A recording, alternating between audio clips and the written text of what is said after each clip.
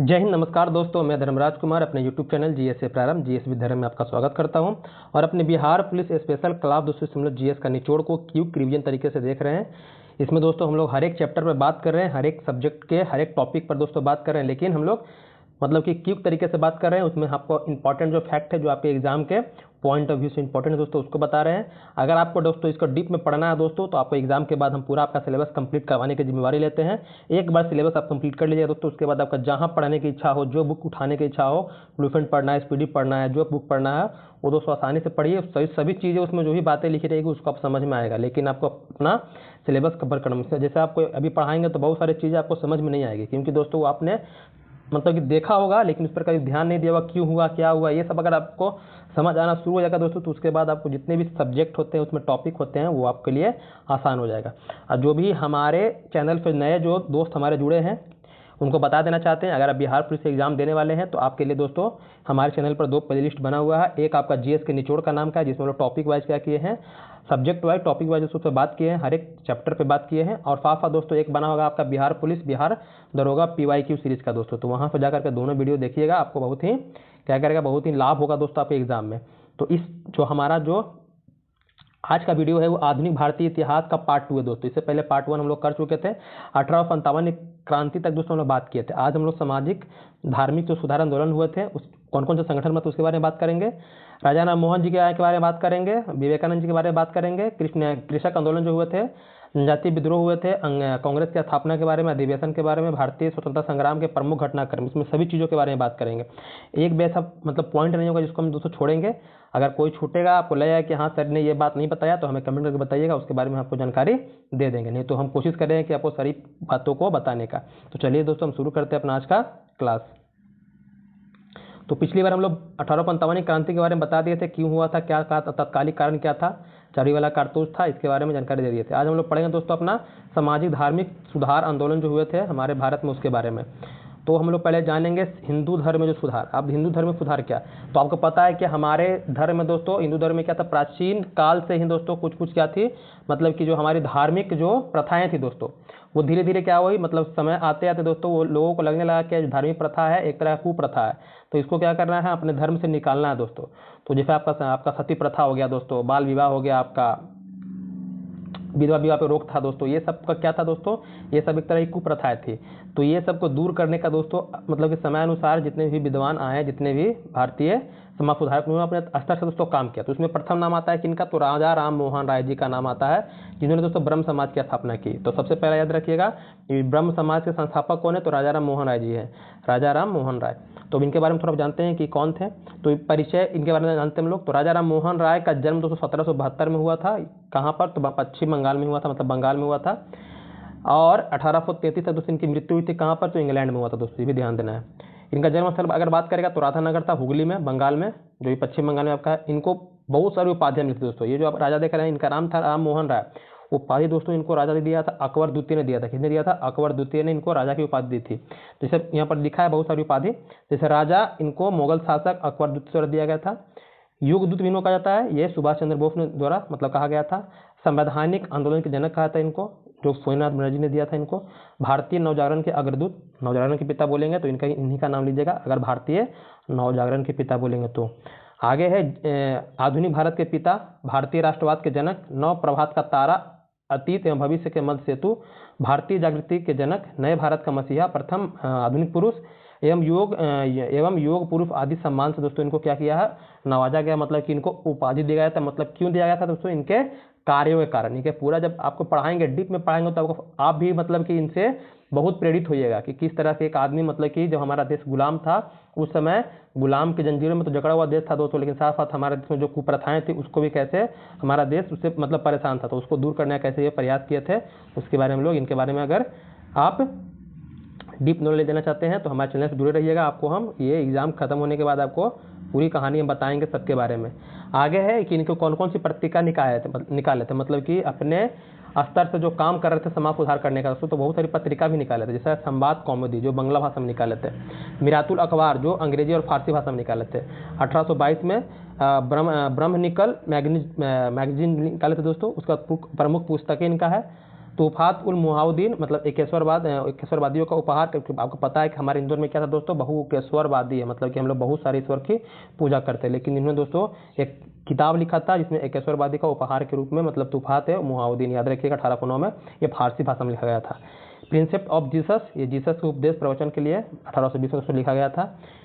क्योंकि दोस्तों इनको आप बताना चाहेंगे कि दोस्तों ये सिर्फ एक भाषा की यात्रा नहीं थी, ये बहुत सारे भाषा फारसी हो गया आपका, उर्दू हो गया, संस्कृत हो गया आपका, हिंदी हो गया, अंग्रेजी हो गया, इन सभी का दोस्तों जो भी मतलब कि आपके धार्मिक पुस्तकें हैं, इस्लाम धर्म का हो, हिंदू धर्म का हमारा हो, या आपका ईसाई धर्म का, दोस्तों सभी धर्म के जो आपका धार्मिक पुस्तक है तो इनको उसको इन्होंने पढ़ा था, ये ध्यान दीजिएगा। इसके बाद दोस्तों इन्होंने क्या किया था, देखा था सब चीज़ के बारे में जाना, उसके बाद दोस्तों अपना समाज में मतलब कि एक नया सुधार करने का दोस्तों प्रयास करने का ये ने शुरुआत किया।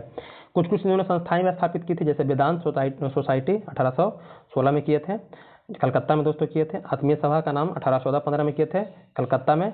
हिंदू कॉलेज 1817 में कलकत्ता में, डेविड हेयर की अग्रणी भूमिका में। वेदांत कॉलेज 1825 में कलकत्ता में किए थे। अब ब्रह्म समाज की स्थापना 1828 में दोस्तों कलकत्ता में, जितने भी चीज़ों की स्थापना किए थे, संस्थाओं की स्थापना कलकत्ता में दोस्तों किए थे, इसको भी ध्यान देना है।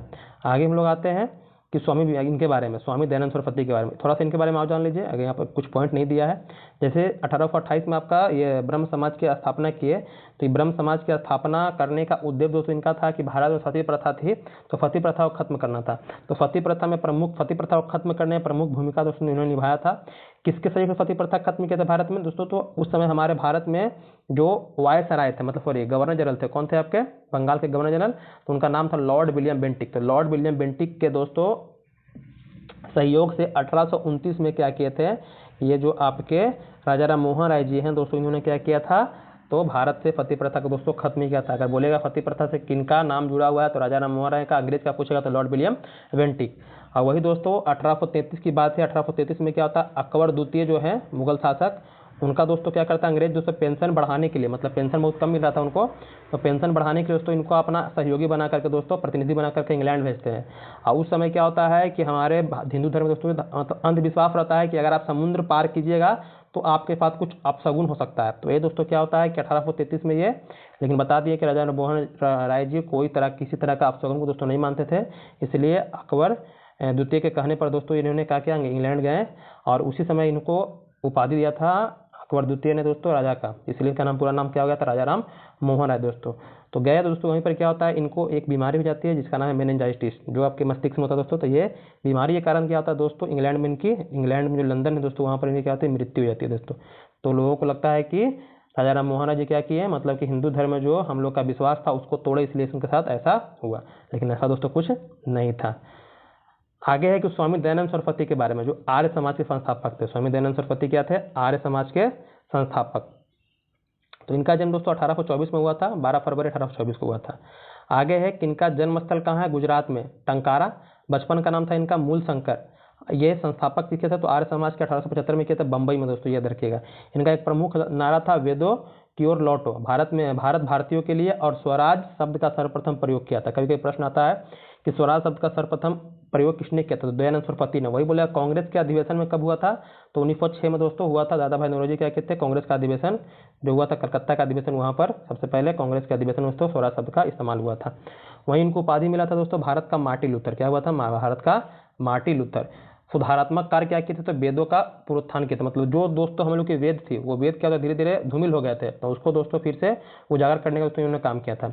वैदिक धर्म के पुनः स्थापना की थी। सामाजिक धार्मिक कुरीतियों का दोस्तों प्रबल विरोध किया। तो जो हमारे समाज में दोस्तों धार्मिक कुरीतियाँ थी दोस्तों, जो अछूत थे, छुआछूत का जो व्यवहार हो रहा था, मतलब नीच ऊंच का व्यवहार होता था, उसको तो खत्म करने का इन्होंने काम किया था। और एक प्रमुख आंदोलन चला था, शुद्धि आंदोलन, जो पुनः हिंदुओं में प्रवेश करने का दोस्तों। जो लोग क्या होता, जो लोग मतलब कि प्रलोभन पाकर दोस्तों क्या होता है, ईसाई बन गए थे या कोई अन्य धर्म अपना लिए थे, उसको दोस्तों दूर करने मतलब कि दूर करके मतलब पुनः अपने धर्म में वापस आने के लिए तो शुद्धि आंदोलन चलाया था। गौ रक्षा आंदोलन चलाए थे दंडी स्वामी पूर्णानंद ने ही मूल शंकर का नाम दोस्तों क्या रखा था, स्वामी दयानंद सरस्वती रखा था दोस्तों। मतलब कि इनका मूल नाम जो था मूल शंकर दोस्तों, इनको गुरु थे जो इनके स्वामी थे पूर्णानंद दोस्तों, इन्होंने क्या किया था, इनका नाम स्वामी दयानंद सरस्वती ने रखा था, ये भी ध्यान दीजिएगा। आगे इनकी प्रमुख पुस्तकें सत्यार्थ प्रकाश, जो दोस्तों संस्कृत भाषा में लिखा गया, 1874 में लिखे थे। इसी सत्यार्थ प्रकाश में दोस्तों लिखने के बाद दोस्तों ये आपका आर्य समाज की स्थापना करते 75 में। पाखंड खंडन 1866 में लिखे थे। अद्वैत मत का खंडन दोस्तों 1873 में। यहाँ पर देखिए, सत्यार्थ प्रकाश को आर्य समाज का बाइबल कहा जाता है। सत्यार्थ प्रकाश में स्वामी जी ने लिखा है कि बुरे से बुरा देसी राज्य अच्छे से अच्छे विदेशी राज्य से बेहतर है। मतलब कि यहाँ कहना था कि आपका जो देसी चीज़ है, मतलब आपका जो अपना चीज़ है दोस्तों, बुरा से बुरा क्यों ना हो, बुरा से बुरा क्यों ना हो, वो अच्छा है। किसके अपेक्ष? तो आपके जो विदेशी राज्य उसके सापेक्ष दोस्तों क्या है, आपका अच्छा है। स्वामी दयानंद पहले व्यक्ति थे जिन्होंने हिंदी को राष्ट्रभाषा स्वीकार किया तथा स्वराज शब्द का प्रयोग किया था। इनके बारे में हम बता चुके हैं। आगे हम लोग आते हैं स्वामी विवेकानंद जी के बारे में थोड़ा सा जान लेते हैं। तो स्वामी विवेकानंद रामकृष्ण मिशन का दोस्तों, इन्हीं को तूफानी हिंदू कहते हैं, जो आपका 1843 में हिंदू धर्म सम्मेलन हुआ था अमेरिका में, वहाँ पर ये गए थे, तो उसके बारे में बताएंगे। इनका जन्म दोस्तों हुआ था 12 जनवरी 1863 को, इसलिए हम लोग 12 जनवरी क्या मनाते हैं, युवा दिवस के रूप में इन्हीं के जन्मोत्सव को दोस्तों हम लोग सेलिब्रेट करते हैं। आगे है इनका जन्म स्थान दोस्तों क्या था, कलकत्ता में हुआ था। बचपन का नाम था इनका था नरेंद्र दत्त दोस्तों। पिता का नाम था इनका विश्वनाथ दत्त, माता का नाम था भुवनेश्वरी देवी, इनके गुरु थे रामकृष्ण परमहंस। रामकृष्ण परमहंस ये संस्था मतलब कौन सा संस्था का स्थापना किए थे, तो 1857 में दोस्तों इन्होंने रामकृष्ण मिशन मतलब अपने गुरु के नाम पर दोस्तों स्थापित किए थे। और वेल्लूर मठ जो है दोस्तों आपका कलकत्ता में, इसकी भी स्थापना इन्होंने ही की थी। किसने?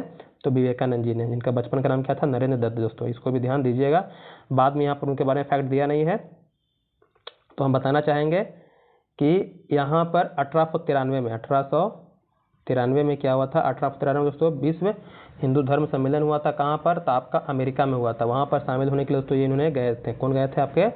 ये स्वामी विवेकानंद जी गए थे। ये ध्यान दीजिएगा।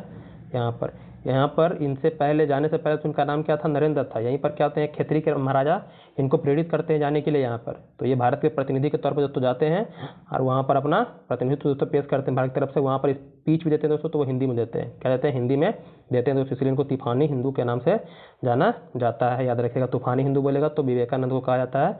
बाकी ये ध्यान दीजिएगा। आगे हम लोग आते हैं, कुछ संस्थाएँ स्थापित हुई थी जो हिंदू धर्म में सामाजिक धार्मिक आंदोलन को संगठन के लिए, उसके बारे में देखिए। जैसे एशियाटिक सोसाइटी ऑफ बंगाल का नाम सुने होंगे, जो 1784 में विलियम जोन्स स्थापित किए थे, कलकत्ता में किए थे। युवा बंगाल आंदोलन के बारे में 1826 में हुआ था। डेरिजियो, बस लास्ट नाम याद रखिएगा, डेरिजियो ने किया था, लुई विवियन डेरिजियो, जो कलकत्ता बंगाल में ही दोस्तों इनका स्थान था। ब्रह्म समाज के संस्थापक बता दिए 1828 में राजा राम मोहन राय, कलकत्ता में किए थे। मतलब जितना तक आपको ज़्यादातर देखने के लिए मिलेंगे समाज सुधारक को दोस्तों बंगाल के देखने के लिए मिलेगा। बंगाल, बम्बई, ये सब दो मुख्य जगह है वहाँ पर आपको। और अपना जो मद्रास है, जो बम्बई प्रेसिडेंसी था, जो 3 प्रेसिडेंसी था आपका, बंगाल और बम्बई हो गया, मद्रास, यहाँ पर ज़्यादा आपको देखने के लिए मिलेंगे। जैसे तत्वबोधिनी सभा दोस्तों 1839 में देवेंद्रनाथ टैगोर कलकत्ता में किए थे। परमहंस मंडली दोस्तों 1840 में गोपाल हरि देशमुख जो बम्बई में किए थे। रहनुमाई मजदायन सन सभा की स्थापना दादा मनोहर 1851 में बम्बई में किए थे। प्रार्थना समाज की स्थापना आत्मराम पांडुरंग दोस्तों किए थे। किनके सहायता से? तो ये एम जी रानडे के सहयोग से किए थे। 1859 में बम्बई में किए थे। आर्य समाज के संस्थापक 1875 में किए थे। किसने? दयानंद सरस्वती जी ने किया था, बम्बई में किया था। थियोपिकल सोसाइटी की स्थापना किया था 1875 में मैडम व्लादिवोस्टोक कर्नल एच.डी. अल्काट, याद रखिएगा, ब्लावोस्की और आपके अल्काट जो थे ये न्यूयॉर्क में दोस्तों स्थापना किए थे। भारत में इसका ब्रांच लेकर के आए थे कौन? आपके एनी बेसेंट जो दोस्तों इसी संस्था से जुड़ी हुई थी, ये ध्यान दीजिएगा। दक्कन एजुकेशन सोसाइटी के संस्थापक थे जी आगरकर दोस्तों, जो 1884 में स्थापित करते हैं। कहाँ पर? पूना में करते हैं। बता दीजिए हमको, बंगाल, बम्बई और मद्रास ये फेमस था समाज सुधारक के लिए।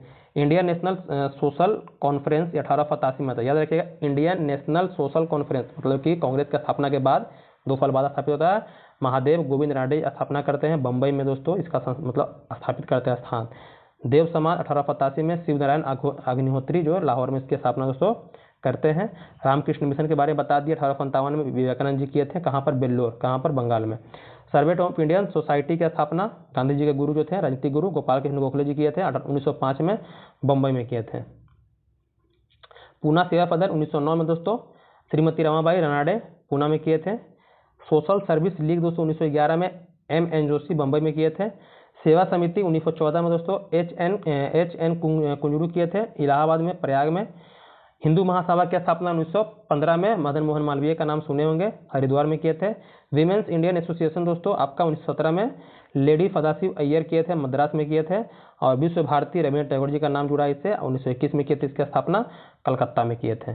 आगे आते हैं हम लोग, आगे है कि निम्न जातियों आंदोलन का संगठन, मतलब को जो निम्न जाति थे हमारे समाज में दोस्तों, उनको उद्धार करने के लिए बहुत सारे संगठन, मतलब समाज सुधारक काम किए थे अपने स्तर से, बहुत सारे संगठन भी बनाए थे। जैसे आपके सत्य शोधक समाज 1873 में बना था, ज्योतिबा फूले बनाए थे, ज्योतिबा फूले महाराष्ट्र में दोस्तों इसका स्थान था।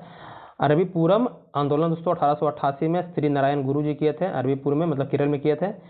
श्री नारायण धर्म परिपालन योगम दोस्तों 1903 में करते हैं श्री नारायण, और पद्मनाभन पल्पू एवं कुमारासन ये भी केरल में स्थापित करते हैं। आगे है आपका depress class mission society, depress class mission society 1906 में वी आर सिंधे बम्बई में करते हैं। बहुजन समाज 1910 में मुकुंद राव पाटिल जो फतारा महाराष्ट्र में दोस्तों इसकी स्थापना करते हैं। जस्टिस पार्टी तो 1915-16 में दोस्तों स्थापित करते हैं। मद्रास में करते हैं कौन, 1915-16 में मुदालियर आपके हो गया नायर एवं त्यागराज शेट्टी करते हैं दोस्तों। बहिष्कृत हितकारिणी सभा भीमराव अम्बेडकर जी का नाम सुने होंगे, 1924 में करते हैं। भीमराव अम्बेडकर जी कहाँ पर, बम्बई में करते हैं, ये भी ध्यान देना है आपको। आगे हम लोग का है आत्मसम्मान आंदोलन।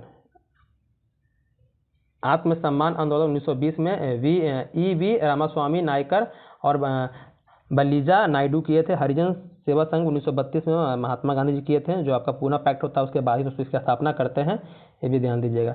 मुस्लिमों में दोस्तों भी हुआ था, उनमें सुधार करने का काम किए थे अपने स्तर से। इसमें कुछ संगठन बना था, जैसे आपका दारुल उलूम अथवा देवबंद आंदोलन चलाए थे आपका 1866 में कौन, मोहम्मद कासिम नौनोतवी एवं रशीद अहमद गंगोही, ये देवबंद आंदोलन के नाम, मतलब देवबंद था, इसको देवबंद आंदोलन के नाम से भी दोस्तों हम लोग जानते हैं, जैसा देखिए यहाँ पर। आगे हम लोग का है अलीगढ़ आंदोलन, सर सैयद अहमद खां का नाम सुने होंगे, 1875 में उसकी स्थापना करते हैं, अलीगढ़ में करते हैं। अहमदी आंदोलन दोस्तों 1889-90 में मियाँ मिर्जा गुलाम अहमद फरीदकोट में दोस्तों इसकी स्थापना करते हैं। नदवा तुल आंदोलन दोस्तों जिसको हम लोग 1894-95 में पढ़ते हैं, जो मौलाना शिबली नुमानी ने लखनऊ में किया था। ये आपके इस्लाम धर्म में जो सुधार हुए थे उसके लिए दोस्तों ये संगठन बना था। अब कुछ आते हैं हम लोग सामाजिक सुधार संगठन जो बनाए गए थे। जैसे हमारे बता दिए कि हमारे भारत प्राचीन काल से लेकर के आधुनिक समय तक दोस्तों, अंग्रेजों के समय तक भी क्या था हमारे देश में दोस्तों, कुप्रथाएं देखने के लिए मिलती थी आपको। जैसे सती प्रथा हो गया, बाल विवाह हो गया, आपका विधवा विवाह पर रोक था, आपका बलि प्रथा मतलब कि शिशु क्या बोलते हैं उसको, शिशुवध था दोस्तों, आपका बलि प्रथा भी था दोस्तों, बलि देने का ही प्रथा था, ये सब दास प्रथा था। इसको धीरे धीरे खत्म करने का दोस्तों काम किए थे, अंग्रेज भी किए थे, ऐसा सहयोग नहीं, ऐसा है कि सहयोग किए थे। आगे है कि इसमें क्या था कि 1795 और 1804 में इसको शिशुवध प्रतिबंध अधिनियम लाया गया था अंग्रेजों के द्वारा। कौन थे उस समय गवर्नर जनरल आपके, तो लॉर्ड वेलेस्ली थे दोस्तों। इन्होंने शिशुओं को मारने पर रोक लगा दी थी, शिशुओं को मारने पर रोक लगा दी थी, क्योंकि 1795 से लेकर 1804 के बीच में दोस्तों जो आपके गवर्नर जनरल रहते हैं बंगाल के, वो लॉर्ड लेते हैं, जो सहायक फंड दोस्तों लाते हैं। 1829 में दोस्तों सती प्रथा पर प्रतिबंध लगाया था, ये बता दिए थे आपको कि राजा राम मोहन राय के सहयोग से दोस्तों विलियम बेंटिंग ने तो ये काम किया था, सती प्रथा प्रतिबंध लगा दिया था राजा राम मोहन राय के प्रयास से दोस्तों। 1829 में बाल विवाह निषेध, मतलब जो बचपन में ही मतलब कि शादी 10-12 साल का वो उसमें शादी कर देते थे, तो उस पर दोस्तों प्रतिबंध अंग्रेजों ने लगाया था। ये लॉर्ड विलियम बेंटिंग के समय लगा था, क्योंकि 1829 में की कहानी है। 18 वर्ष से कम आयु के लड़कों का विवाह पर दोस्तों प्रतिबंध लगा दिया गया था। 1835 की बात है, इसमें हिंदू महिला संपत्ति अधिनियम आया था, जो लॉर्ड ऑकलैंड के समय आया था दोस्तों। इसमें हिंदू महिलाओं को संपत्ति का दोस्तों अधिकार दिया गया था, मतलब कि हिंदू महिला के पास मतलब जो भी संपत्ति दोस्तों वो मतलब कि महिलाओं का भी अधिकार होगा, ऐसा ये अधिनियम था। 1847 में क्या होता दोस्तों, दास प्रथा पर प्रतिबंध लगा दिया गया था। लॉर्ड एलनबरो दोस्तों इस प्रथा को मतलब उस समय गवर्नर जनरल थे, और दास प्रथा पूर्णतः प्रतिबंध था। दास को क्या कर सकते हैं, अपने घर में नहीं रह सकते, खरीद बिक्री नहीं कर सकते हैं दोस्तों, इस तरह का सब पे प्रतिबंध लगा दिया गया था। आगे है 1856 में दोस्तों हिंदू विधवा पुनर्विवाह दोस्तों, मतलब कि बता दिया कि आपको विधवाओं को दोस्तों विधवा मतलब पति प्रथा जैसे रोका था तो रोकने के बाद प्रतिबंध लगा दिया था। तो जो औरत विधवा थी दोस्तों, विधवा से तो समाज बहुत मतलब कि अपना दूरिया बनता था दोस्तों, उसी दूरिया को दोस्तों खत्म करने का काम ईश्वर चंद्र विद्यासागर ने किया था। किसने किया था, ईश्वर चंद्र विद्यासागर ने किया था। उन्होंने कहना था कि विधवाओं का दोस्तों आगे का जीवन है, मतलब वो भी फिर से विवाह करके अपना सुखी संपन्न जीवन जी सकती हैं। तो ये काम दोस्तों लॉर्ड कैनिंग के सहयोग से ईश्वर चंद्र विद्यासागर ने इसमें महत्वपूर्ण भूमिका निभाई थी, याद रखिएगा। 1856 में दोस्तों अधिनियम आया था। 1872 की बात कर ले तो नेटिव मैरिज एक्ट है दोस्तों, ये लॉर्ड नॉर्थब्रुक के समय में आया था। ये अंतर जातीय विवाह की वैधानिकता मतलब केशव चंद्र सेन के दोस्तों प्रयास से दोस्तों ये आया था। अंतर जातीय मतलब क्या था कि पहले के विवाह की बात हो रही थी कि आप अपने जात में विवाह कीजिए, लेकिन ऐसा नहीं था। इस आपका अधिनियम आने के बाद दोस्तों आप कहीं भी विवाह कर सकते हैं, ऐसा ये लॉर्ड नॉर्थब्रुक के समय में अंग्रेजों द्वारा लाया गया था। 1891 में दोस्तों एज ऑफ कंसेंट एक्ट आया था लॉर्ड लैंसडाउन के समय में। इसमें कहा गया था कि लड़की की सहमति की आयु जो लड़की की सहमति के 10 वर्ष से बढ़ा करके 12 वर्ष, मतलब जो आपका विवाह है उसकी बात कर रही है। तो बहराम जी मालाबारी के पर्याप्त दोस्तों ये काम किया गया था। आपका एज ऑफ कंसेंट एक्ट, ये सब कुछ याद रखिएगा, ध्यान रखिएगा तो याद हो जाएगा आपको। 1930 में शारदा एक्ट के बारे में सुने होंगे, ये लॉर्ड इरविन का समय था, क्योंकि आपको उस समय इरविन ही था आपका भारत का वायसराय। तो इसमें कहा गया था कि दोस्तों कि जो आपका लड़का लड़के का जो न्यूनतम आयु की विवाह का दोस्तों, लड़का का कितना 18 वर्ष और लड़के कितना 14 वर्ष, इससे कम उम्र के विवाह नहीं कर सकते हैं। 1931 में आया था बाल विवाह निषेध अधिनियम, जो लॉर्ड इरविन के समय में आया था। ये बाल विवाह पर प्रतिबंध लगाने के दोस्तों आया था। बहुत सारे अधिनियम आया था, लेकिन फिर भी भारतीय दोस्तों उसमें सुधार करना नहीं चाह रहे थे, क्योंकि उसको उनको लग रहा था कि अंग्रेज क्या कर रहे थे, हमारे जो निजी मामले उस पर हस्तक्षेप कर रहे हैं दोस्तों। अब कुछ कृषक आंदोलन भी हुए थे दोस्तों। बता दिए कि अंग्रेज सिर्फ भारतीयों को तो परेशान कर रहे थे, लेकिन भारतीयों में किसान भी हो गए, जनजाति भी हो गए, सबको दोस्तों मतलब लूट खसोट रहे थे अपने स्तर से, क्योंकि उनका काम ही था दोस्तों लूट, अधिक से अधिक लाभ कमाना। तो यहाँ पर कुछ कृषक भी क्या थे, उनसे तरस थे, जिन्होंने क्या किया था, समय समय पर दोस्तों विद्रोह किया था। तो सबसे पहले हम जानेंगे मोपला विद्रोह के बारे में। जो केरल का जो मालाबार तट देख रहे हैं दोस्तों, वहाँ पर ये क्या था, ये विद्रोह चला था आपका 2 चरण में चला था। पहला चला था 1836 से लेकर 54 और दूसरा चला था 1921 से 22। दोस्तों दोनों याद रखिएगा। ये मालाबार क्षेत्र देख रहे हैं आप केरल का वो, तो इसमें दोस्तों हाजी सैयद काजी अली मुस्यार दोस्तों इसमें प्रमुख नेतृत्व थे। और जमींदारों का अत्याचार एवं अंग्रेजी सरकार के खिलाफ दोस्तों विद्रोह हुआ था। याद रखिएगा, जमीन कृषक आंदोलन हो गया आपके जनजाति विद्रोह का दोस्तों, उसमें अंग्रेज तो रहेंगे, लेकिन साथ साथ जो हमारे भारतीय जमींदार दोस्तों, ये भी अपने लाभ के लिए दोस्तों क्या थे, मतलब कि जो भारतीय जनता थे, भारतीय किसान हो गए, भारतीय जनजाति समाज के लोग हैं, उनको दोस्तों परेशान करते थे दोस्तों, ये ध्यान दीजिएगा।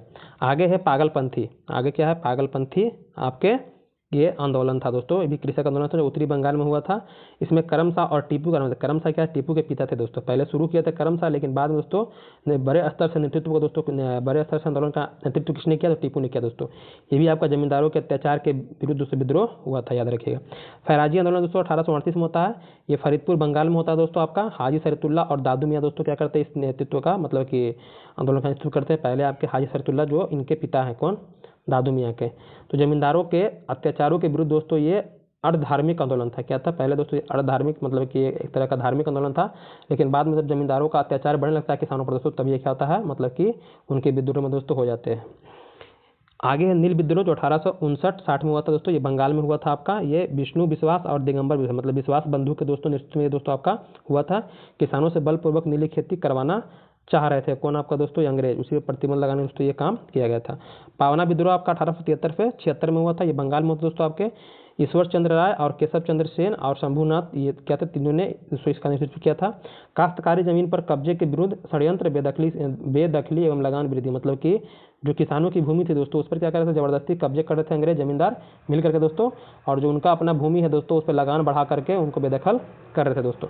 आगे दक्कन विद्रोह दोस्तों आपका 1874-75 में होता है। ये पूना, अहमदाबाद, सोलापुर और फतारा, मतलब जो आपका पश्चिमी भारत है दोस्तों, वहाँ पर ये दक्कन विद्रोह होता है। बाबा साहब देशमुख दोस्तों इसका नेतृत्व करते हैं। कपास कृषकों पर लगान वृद्धि और महाजनों द्वारा बेदखली, मतलब कि जो कपास आपको पता है कि पश्चिमी में गुजरात आपका, महाराष्ट्र फेमस है, आज भी आपका सबसे ज़्यादा कपास उधर ही होता है दोस्तों, क्योंकि यहाँ पर काली मिट्टी अधिक मात्रा में होती है। काली मिट्टी में आपका कपास होता है। तो वहाँ पर जो अंग्रेज थे दोस्तों, वहाँ पर क्या कर रहे थे, उनके लगान दोस्तों, लगान की दर बढ़ा दे रहे थे, ताकि क्या हो, ताकि उनको मतलब कि उनकी भूमि को हम अपना कब्जे में कर सके दोस्तों। इस तरह से वो अपना काम कर रहे थे, कौन आपके, तो अंग्रेज। आगे है आपका एक बिजौलिया आंदोलन। ये दोस्तों आपका कहाँ होता है, तो राजस्थान में होता है। इसमें सीताराम दास और मणिक लाल वर्मा दोस्तों इसका नेतृत्व करते हैं। किसानों पर विभिन्न प्रकार के कर लगाए जाते हैं, मतलब अलग अलग प्रकार के अपने स्तर से अंग्रेज क्या करते हैं दोस्तों, कर लगाते हैं। सत्याग्रह, चंपारण सत्याग्रह के बारे में सुनोगे 1917 में दोस्तों। ये चंपारण, मोतिहारी, बेतिया, मधुबनी जो आपका बिहार में दोस्तों, यहाँ पर आपका ये आंदोलन दोस्तों हुआ था। इसके नेतृत्व किसने किए थे, तो गांधी जी किए थे। लेकिन इसके अलावा इनके हमारे बिहार के कुछ दोस्तों जाने माने नेता क्या थे इसमें शामिल थे, जैसे आपके राजेंद्र प्रसाद जी हो गए, ब्रज किशोर प्रसाद हो गए, राजकुमार शुक्ल हो गए दोस्तों, जो गांधी जी को बुलाते हैं चंपारण के लिए। और 3 कठिया प्रणाली से दोस्तों इसमें विरोध किया गया था। 3 कठिया मतलब कि 3/20 कट्ठा, 3/20 कट्ठा। 3/20 कट्ठा क्या है, 3/20 कट्ठा मतलब कि दोस्तों आपके पास अगर 1 बीघा जमीन है तो उस पर क्या करना, 3 कट्ठा पर दोस्तों आपको नीली खेती करना। इस पर दोस्तों पूरा अच्छे से पढ़िएगा ना, तो बहुत मतलब कि समझ आएगा कि क्या था, कितने अत्याचारी थे अंग्रेज और हमारे भारत के जमींदार, वो आपको समझ में आएगा। ये याद करने पर जाइएगा तो थोड़ा सा दिक्कत होता है, क्योंकि जब तक आप इसकी जानकारी नहीं लेते तब तक आपको ये बात आपको याद नहीं रहता है। अभी पढ़िएगा फिर भूल जाइएगा, लेकिन आपका एग्जाम इसलिए थोड़ा सा हम तेज़ी से पढ़ा रहे हैं। लेकिन ये सब जितने भी देख रहे हैं, खेड़ा विद्रोह, चंपारण सत्याग्रह विद्रोह हो गया आपका, पावना विद्रोह, सब चीज़ के बारे में हम आपको डीप नॉलेज देंगे। हमारे चैनल पर कुछ वीडियो बना भी होगा, आप जाकर देख सकते हैं जनजातीय विद्रोह के बारे में। कैसे वहाँ पढ़ा जाता है, ताकि आपको उसमें याद रहे कि कोई भी ऐसे पूछे तो उसमें आप 2-4 बात बोल सकें। आगे है खेड़ा सत्याग्रह 1918 में दोस्तों होता है आपका, ये खेड़ा में होता है, ये भी गांधी जी करते हैं। फसल की बर्बादी के बाद भी राजस्व वसूल कर रहे थे अंग्रेज, मतलब कि फसल क्या होता है, अंग्रेज किसानों का बर्बाद हो जाता है दोस्तों, जिसके कारण लगान तो माफ़ कर देना चाहिए, लेकिन फिर भी ज़बरदस्ती क्या कर रहे थे, वहाँ के जो अंग्रेज मतलब लोग थे, जमींदार थे, मिलकर वहाँ पर क्या करते थे, किसानों से ज़बरदस्ती दोस्तों लगान वसूली कर रहे थे, कर वसूली कर रहे थे। उसी का विरोध करने के लिए गांधी जी दोस्तों वहाँ पर गए थे। अवध किसान आंदोलन होता है 1920 में होता है दोस्तों, यहाँ पर प्रताप रायगढ़ी मतलब उत्तर प्रदेश में होता है। रामचंद्र दोस्तों क्या करते हैं, इसका नेतृत्व करते हैं। अवैध लगान वसूली और भूमि बेदखली नियम को लागू दोस्तों कर दिए थे अंग्रेज दोस्तों, इसको इसी के विरोध करने के लिए उन्होंने विद्रोह चलाया था। एक आंदोलन दोस्तों चलता है आपका 1921-22 में, ये आपका इसमें कौन कौन चलते हैं इसमें, तो इसमें बाराबांकी, सीतारामपुर और हरदोई, बहराइच दोस्तों ये सब जगह रहता है, वहाँ पर ये आंदोलन चलता है। मदारी पास भी दोस्तों इसका नेतृत्व करता रहते हैं। लगान वृद्धि के विरुद्ध दोस्तों ये आंदोलन चलता है। बारदोली सत्याग्रह का नाम सुने 1928 में, सूरत के बारदोली में दोस्तों ये चलता है आंदोलन, और इसका नेतृत्व करता रहते हैं सरदार वल्लभ भाई पटेल दोस्तों। यहीं पर क्या होता है, इनको मिलता है उपाधि सरदार का, जो वहाँ की महिलाओं द्वारा दोस्तों इनको दिया जाता है सरदार की उपाधि। लगान वृद्धि के विरुद्ध दोस्तों ये आंदोलन चला था, क्योंकि अंग्रेज क्या कर रहे थे वहाँ पर दोस्तों, उस प्रांत में लगान तीव्र गति से दोस्तों बढ़ा दे रहे थे, इसी कारण वहाँ पर ये विद्रोह दोस्तों हुआ था। तेभागा आंदोलन दोस्तों होता है आपका 1946 में, बंगाल में होता है दोस्तों। तो यहाँ पर कंपाराम और भुवन सिंह करते हैं। बटाईदारों ने निर्णय लिया था कि किसानों को 50% की जगह आप 33% ही देंगे, मतलब कि वहाँ पर जब एक गाँव में देखते होंगे कि बटैया पर खेती होता है, बटैया पर क्या होता है, खेती होता है, मतलब ज़मीन आपका है और उस पर क्या करेंगे, हम खेती करेंगे दोस्तों। तो उसमें से कुछ पूंजी आपका भी लगेगा, मेहनत हमारा लगेगा, तो उसमें जितना उत्पादन होगा तो उसमें क्या करेंगे, 50% आपको देंगे, 50% मेरा होगा, हिस्सा होगा। लेकिन यहाँ पर क्या होता है, किसानों को दोस्तों अब 33% ही देंगे, इस तरह का था। तो इसलिए दोस्तों इन्होंने विद्रोह किया था, ये ध्यान दीजिएगा। तो यहाँ पर आपको अपने दिमाग में बस यही डालना है, किसान जो विद्रोह कर रहे थे दोस्तों, वो अपने अंग्रेजों के खिलाफ वो लगान वसूली में तीव्र वृद्धि हो रही थी, ज़बरदस्ती लगान वसूली कर रहे थे। ज़बरदस्ती मतलब मनचाहा खेती उनसे नहीं करवा रहे थे, मतलब अपने इच्छानुसार अंग्रेज क्या करते खेती करवा रहे थे, इसलिए वो विद्रोह करने पर दोस्तों क्या थे, मतलब कि अपने स्तर से दोस्तों काम कर रहे थे। कुछ कुछ नेता भी उनको सहयोग किए थे दोस्तों। आगे हम लोग आते हैं, आगे हमारा है कि भारत की स्वतंत्रता के पश्चात भूदान आंदोलन दोस्तों, बहुत ही फेमस क्वेश्चन है जो आपसे हमेशा पूछता है। विनोबा भावे ने दोस्तों किया था भूदान, मतलब जिनके पास आवश्यकता से अधिक भूमि है दोस्तों, क्या कीजिए, जो मतलब कि बेगार लोग हैं, जिनके पास दोस्तों भूमि नहीं है, मतलब जो जमींदार है जिनके पास बहुत ज़्यादा ज़मीन है, और जो दोस्तों क्या बेगार किसान है दोस्तों, उनको क्या कीजिए, दे दीजिए भूमि दान में, ताकि क्या कर सके, अपना गुजर बसर दोस्तों कर सके। तो इसलिए दोस्तों ये आंदोलन चलाया गया था, भूदान आंदोलन, जो आपका विनोबा भावे चलाए थे आज़ादी के बाद। अब जनजातीय विद्रोह के बारे में थोड़ा देख लेते हैं। जनजातीय विद्रोह जिसमें आपका फेमस है चुआड़ विद्रोह, जो आपका इसमें जगन्नाथ और दुर्जन सिंह दोस्तों, ये झारखंड और बंगाल के क्षेत्र में दोस्तों आपको देखने के लिए मिलेगा चुआड़ विद्रोह। मतलब इसका डेट पूछता है और कौन किए थे ये पूछता है, जगह तो नहीं अब तक पूछा है, लेकिन ये दोनों याद रखिएगा। बघेड़ा विद्रोह दोस्तों 1818 से 20 में हुआ था, ये बघेड़ा सरदार किए थे। हो विद्रोह आपका हुआ था दोस्तों, ये भी जनजातीय विद्रोही हैं, ये लगान वसूली के कारण ही होता है, याद रखिएगा, अंग्रेजों के विरुद्ध। क्योंकि अंग्रेज जब किसानों से दोस्तों अपना आय प्राप्त करना शुरू कर देते तो उनका नज़र बैठता जाता किधर, तो जनजातियों पर। जनजाति समाज जो दोस्तों अपना एक अलग मतलब कि कई के समाज में रह रहे थे दोस्तों, मतलब अपना जंगल में निवास करके अपना वही जो उनकी दुनिया थी उसी में रहते थे। लेकिन वहाँ पर भी अंग्रेज अब हस्तक्षेप करना दोस्तों शुरू कर दिए थे। लेकिन फिर भी जब हस्तक्षेप करना शुरू करते हैं तो इनकी निजी जीवन में दोस्तों हस्तक्षेप जब करते हैं तो जनजाति भी क्या होते हैं, तो हथियार उठा लेते हैं किसके खिलाफ, अंग्रेज के खिलाफ। तो 1820 से 22 और 32 तक मतलब विभिन्न चरणों में चलता है। ये राजा पराहत दोस्तों इसका क्या करते हैं, नेतृत्व करता रहते हैं दोस्तों। आगे है भील विद्रोह आपका, जो त्रिम्बक जी दंगालिया सेवरम के दोस्तों नेतृत्व में होता है। ये खासी विद्रोह, तिरसी का नाम जरूर याद रखिएगा, तिरसी मतलब खासी विद्रोह संबंधित है। ये खासी मतलब गारो खासी जनता का नाम सुनेंगे, मेघालय की पहाड़ी वहाँ की जनजाति थे दोस्तों, खासी जनजाति, वही क्या करते विरोध कर रहे थे।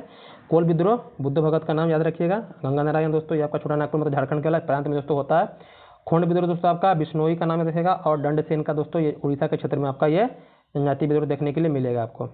आगे हम लोग आते हैं कुछ और। फंथाल विद्रोह बहुत ही आपका फेमस है, जो आप पढ़ते आ रहे होंगे। फंथाल विद्रोह, सिद्धू कानू, चांद भैरव, ये चारों भाई थे दोस्तों। इन्होंने क्या किया था, 1855-56 में दोस्तों अंग्रेजों के खिलाफ किया था दोस्तों विद्रोह। झारखंड और बिहार झारखंड के में दोस्तों हुआ था। अहोम विद्रोह गोमधर कुंवर का नाम है, इसमें जुड़ा हुआ दोस्तों, याद रखिए, जो असम में होता है।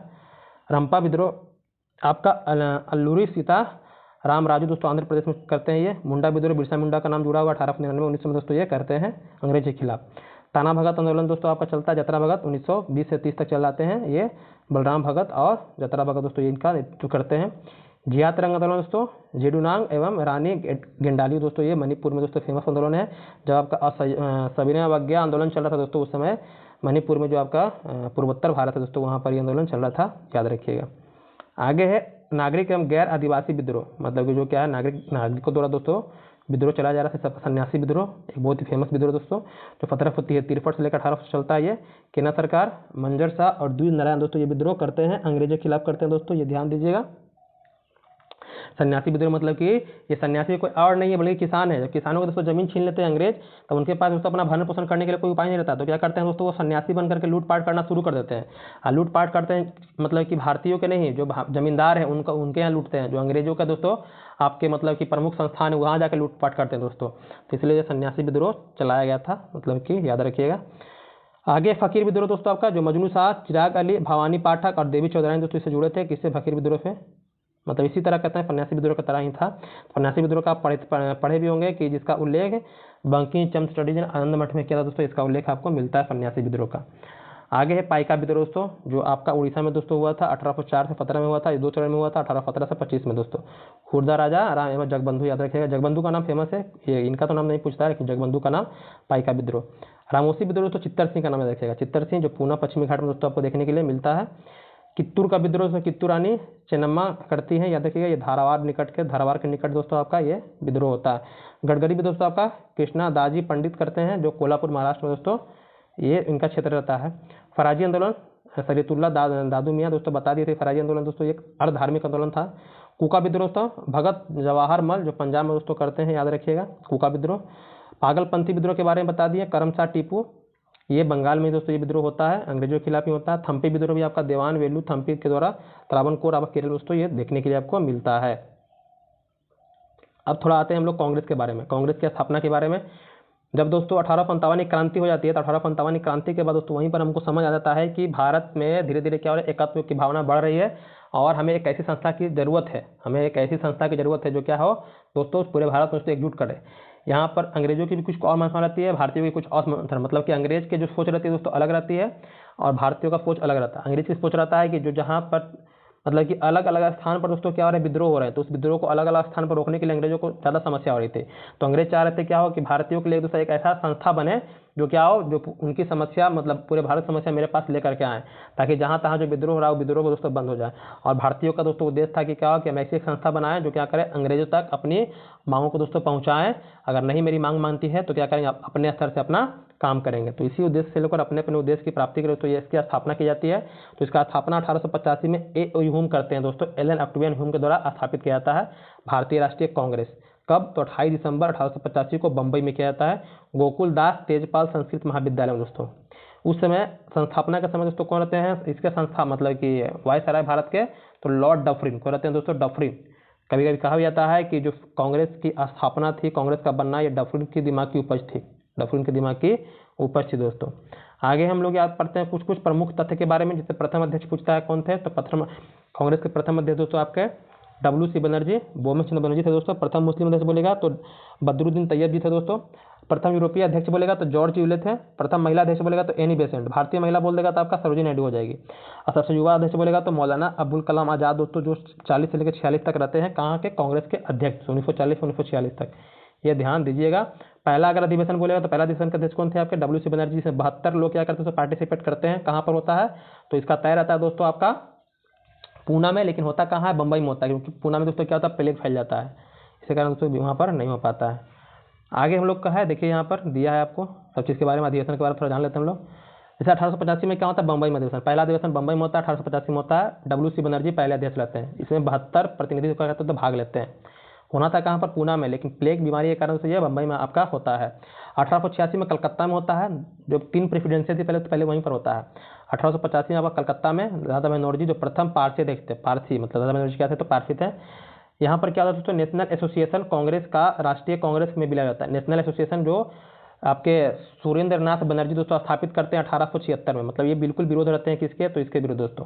लेकिन बाद में क्या लगता है इनको कि हम क्या करें, शामिल हो सकते हैं, तो क्या होता है दोस्तों, इसमें शामिल हो जाते हैं कांग्रेस में, इनका विलय हो जाता है। डफरिन ने सभी सदस्यों को दोस्तों गार्डियन पार्टी के लिए आमंत्रित किया, मतलब डफरिन भी खुश था, तो इसलिए क्या कहते तो पार्टी दिया, लेकिन यहाँ पर सुरेंद्र नाथ बनर्जी दोस्तों में शामिल नहीं होते, ये भी ध्यान दीजिएगा। 1885 में दोस्तों आपका जो तीसरा प्रेसिडेंसी था मद्रास, वहाँ पर होता है।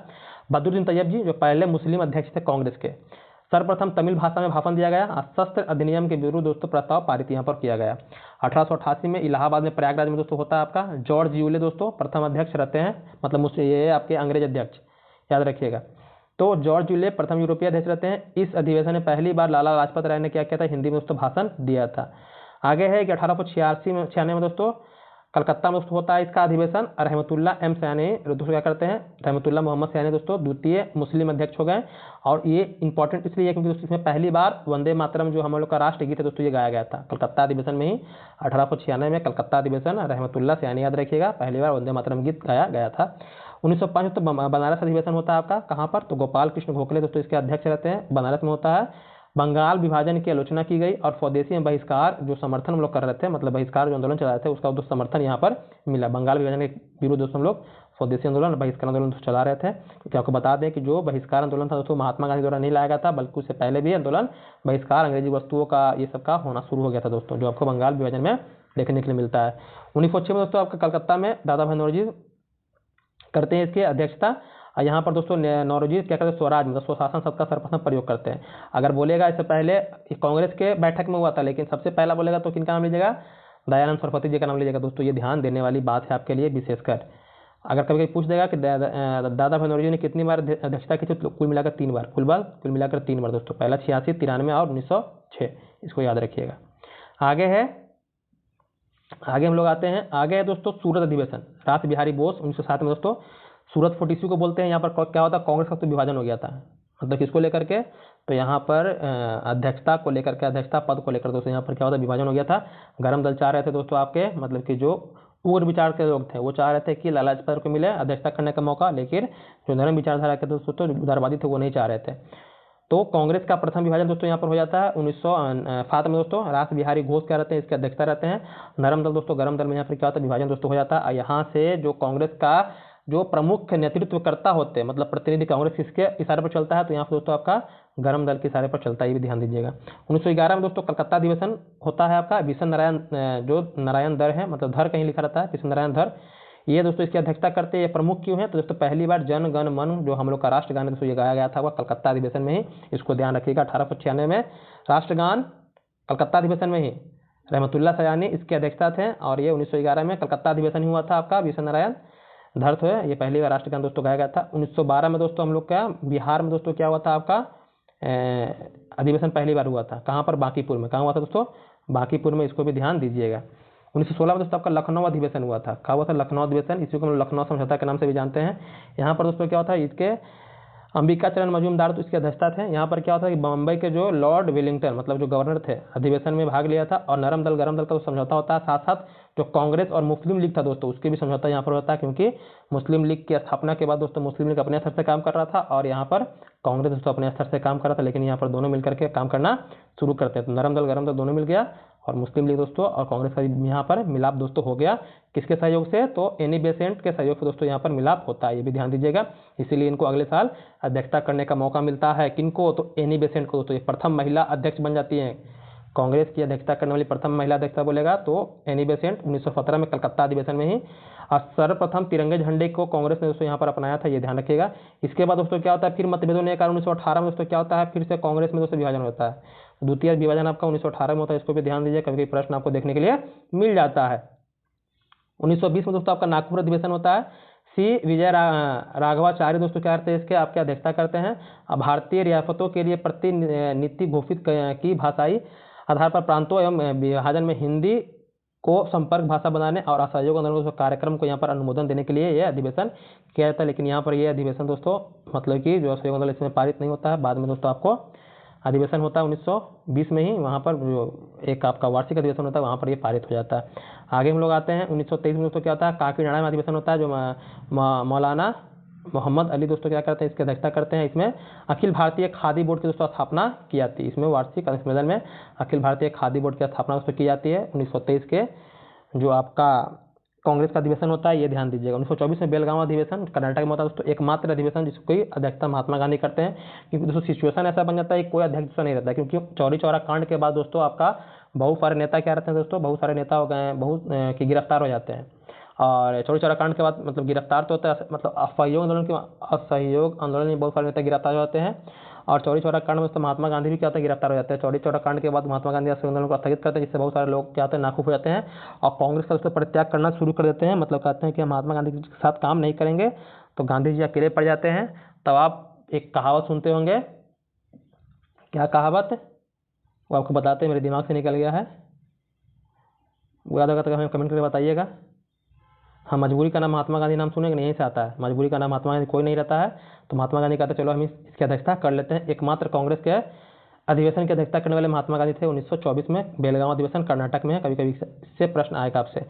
1925 में दोस्तों कानपुर में आपका सरोजिनी नायडू जो पहली महिला, भारतीय महिला अध्यक्षता करती हैं, यह ध्यान रखिएगा, पहली कांग्रेस की भारतीय महिला अध्यक्ष हैं। महिला तो आपके रिसेंट हो गए, जो 17 में कांग्रेस कलकत्ता अधिवेशन में अध्यक्षता की थी। 1929 में लाहौर अधिवेशन होता है। जवाहरलाल नेहरू दोस्तों पहली बार क्या करते हैं, अध्यक्षता करते हैं यहाँ पर, और पूर्ण स्वराज की दोस्तों मांग करते हैं। इनके पिताजी 1928 में नेहरू रिपोर्ट लाते हैं, तो इसमें डोमिनेंट स्टेट की बात करते हैं दोस्तों, लेकिन यहाँ पर कहते हैं कि हमको डोमिनेंट स्टेट नहीं चाहिए, हमको चाहिए पूर्ण स्वराज चाहिए। यहाँ पर दोस्तों पारित करते हैं और यहाँ घोषणा करते हैं कि अगले साल से हर एक वर्ष 26 जनवरी को करते हैं, 26 जनवरी को स्वतंत्रता दिवस के रूप में मनाएंगे। इसीलिए हमारा संविधान 26 नवंबर के बनने के बाद दोस्तों क्या होता है, 26 जनवरी को दोस्तों 1950 में लागू होता है। इसको ध्यान देने वाली बात है, यही चीज़ को याद रखने के लिए। आगे हम लोग का है 1931 में कराची अधिवेशन वल्लभ भाई पटेल करते हैं, इसकी अध्यक्षता करते हैं।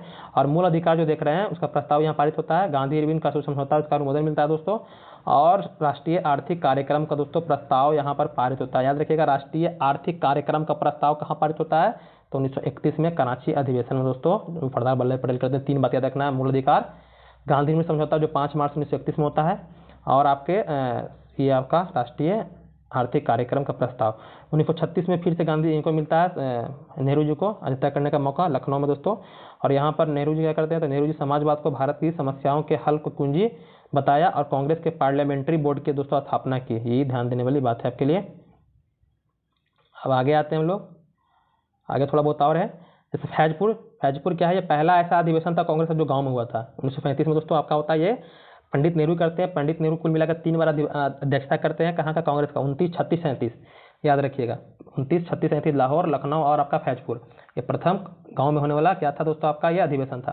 1935 में दोस्तों हरिपुरा में होता है, गुजरात में होता है। सुभाष चंद्र बोस इसकी अध्यक्षता करते हैं और यहीं पर दोस्तों राष्ट्रीय नियोजन योजना जो समिति का गठन है, मतलब योजना आयोग हम लोग के समक्ष आता है दोस्तों, उसका कार्यक्रम यहीं से शुरू हो जाता है। सुभाष चंद्र बोस हिंदी भाषण के लिए रोमन लिपि लागू करने के लिए वकालत करते हैं और झंडा गीत को दोस्तों स्वीकृति यहीं पर आपको मिल जाती है। श्यामा प्रसाद मुखर्जी झंडा गीत दोस्तों लिखे थे, इसको भी ध्यान रखना है। हरिपुरा कहाँ है, तो गुजरात में है। ये सुभाष चंद्र बोस जी क्या किए थे, इसकी अध्यक्षता किए थे। फिर दोस्तों 1939 में क्या होता है, त्रिपुरी, मतलब कि यहाँ पर अधिवेशन होता है जो मध्य प्रदेश में दोस्तों आपका है 1939 में। फिर दोस्तों यहाँ पर सुभाष चंद्र बोस को दोस्तों क्या होता है, अध्यक्षता करने का मौका मिलता है, लेकिन यहाँ पर दोस्तों मतभेद रहता है किसको लेकर के, अध्यक्षता पद को लेकर। गांधी चाहते हैं कि अध्यक्षता करने का मौका किसको मिले, तो पट्टाभी सीतारामैया को दोस्तों। तो इसलिए क्या होता है दोस्तों, हो जाता है यहाँ पर आपस में कांग्रेस के अंदर दोस्तों होता है चुनाव कि किसको अध्यक्षता करने का मौका मिलेगा। वोट होता है दोस्तों, वोट में क्या होता है, सबसे ज़्यादा वोट दोस्तों सुभाष चंद्र बोस को मिलता है। मतलब सबसे ज़्यादा लोग चाहते हैं कि सुभाष चंद्र बोस की अध्यक्षता करे, लेकिन गांधी जी का तो नाखुश हो जाते हैं। तो गांधी जी के दोस्तों खुश करने के लिए लोग बोलते हैं कि आप छोड़ दीजिए, पट्टाभी सीतारामैया को दोस्तों क्या कीजिए, दे दीजिए मौका, क्या करने के लिए, तो अध्यक्षता करने के लिए। लेकिन दोस्तों ये नाखुश होकर के सुभाष चंद्र बोस दे देते हैं यहाँ से त्याग पत्र देने के बाद दोस्तों यहाँ पर क्या होता है, अगर आपसे प्रश्न पूछे कि इनके त्याग पत्र देने के बाद कौन अध्यक्षता करते हैं, तो राजेंद्र प्रसाद जी। जब भी कोई त्याग पत्र देगा ना भाई, तो वहाँ पर पूछेगा ना कौन करते हैं, तो इनका नाम लीजिएगा, डॉक्टर राजेंद्र प्रसाद जी का। डॉक्टर राजेंद्र प्रसाद जी का अध्यक्षता करने का मौका दोस्तों यहाँ पर मिलता है, याद रखिएगा। तो त्रिपुरी संकट इसीलिए हम लोग जानते हैं। यहाँ पर पहली बार क्या हुआ था, कांग्रेस अध्यक्षता का चुनाव सुभाष चंद्र बोस और गांधी जी के समर्थित उम्मीदवार पट्टाभी सीतारामैया के बीच में दोस्तों हुआ था। इसमें सुभाष चंद्र बोस जी जीत गए थे, परंतु कार्यकारिणी के गठन के प्रश्न पर उन्होंने त्याग पत्र दे दिया था तथा राजेंद्र प्रसाद जी इसका क्या किए थे, अध्यक्षता किए थे, उनको भी मौका नहीं मिला था। और आगे चलकर 1939 में क्या था, फॉरवर्ड ब्लॉक के बारे में बता दिए थे। वो अपना एक बनाते संगठन, कांग्रेस के अंदर ही बनाते हैं, फॉरवर्ड ब्लॉक की स्थापना करते हैं। उसके बाद आपका जो 4 साल, मतलब 4 से 1939 से लेकर 45 तक का जो कार्यकाल रहता है, वो बहुत ही दोस्तों आपका स्वर्णिम काल रहता है भारत के लिए और उनके लिए भी दोस्तों। 1940 में क्या होता है, रामगढ़ अधिवेशन दोस्तों होता है। मौलाना कलाम, जो मौलाना अबुल कलाम आज़ाद थे दोस्तों, ये जो भारत के पहले शिक्षा मंत्री भी रहते हैं, ये लगातार 6 साल तक क्या करते हैं, कांग्रेस के अध्यक्ष दोस्तों पद पर रहते हैं। ये भी ध्यान दीजिएगा, 6 साल तक लगातार कांग्रेस के अध्यक्ष पद पर दोस्तों रहते हैं, क्योंकि आपका सेकंड वर्ल्ड वॉर भी चल रहा था, देश की स्थिति दोस्तों सिचुएशन थोड़ा था क्रिटिकल था। 1946 में मेरठ का आचार्य JB कृपलानी की अध्यक्षता करते हैं और स्वतंत्रता के समय भी ये कांग्रेस के अध्यक्ष भी रहते हैं। कौन, आपके JB कृपलानी ही रहते हैं, याद रखिएगा। इन्हीं की पत्नी का नाम है सुचेता कृपलानी, जो किसी भी राज्य के दोस्तों या बोलिए भारत की पहली महिला मुख्यमंत्री बनती है कहाँ की, उत्तर प्रदेश की। अब आते हैं थोड़ा सा जो घटनाक्रम है दोस्तों उसके बारे में हम बात करेंगे, बंगाल विभाजन के बारे में। बंगाल थोड़ा सा धूमिल दिख रहा है लेकिन समझ जाइएगा। बंगाल विभाजन की घोषणा मतलब बंगाल विभाजन कब होता, तो 1905 में था। कब होता, 16 अक्टूबर 1905। 16 अक्टूबर 1905। गवर्नर कौन था इसको करने वाला, तो दोस्तों आपके लॉर्ड कर्जन। तो विभाजन निर्णय की घोषणा दोस्तों 19 जुलाई 1905 को होती है। वायसराय रहता है लॉर्ड कर्जन। विरोध में इसके विरुद्ध में चलाया गया था 7 अगस्त 1905 को, क्या तो कलकत्ता के टाउन हॉल में स्वदेशी आंदोलन चलाया गया था। और यहाँ पर घोषणा किया गया था कि बहिष्कार प्रस्ताव का दोस्तों ये क्या करेंगे, हम अंग्रेजी वस्तुओं का, अंग्रेजों का सपोर्ट नहीं करेंगे। स्वदेशी आंदोलन के विचारक कौन थे, तो सबसे पहले विचारक जो स्वदेशी आंदोलन मतलब स्वदेशी आंदोलन शुरू करने का जो दिमाग किनके दिमाग में आया था, तो उनका नाम था कृष्ण कुमार मित्र। क्या था उनका नाम था, कृष्ण कुमार मित्र। दोस्तों अपने संजीवनी में दोस्तों पत्र में ये दिया था।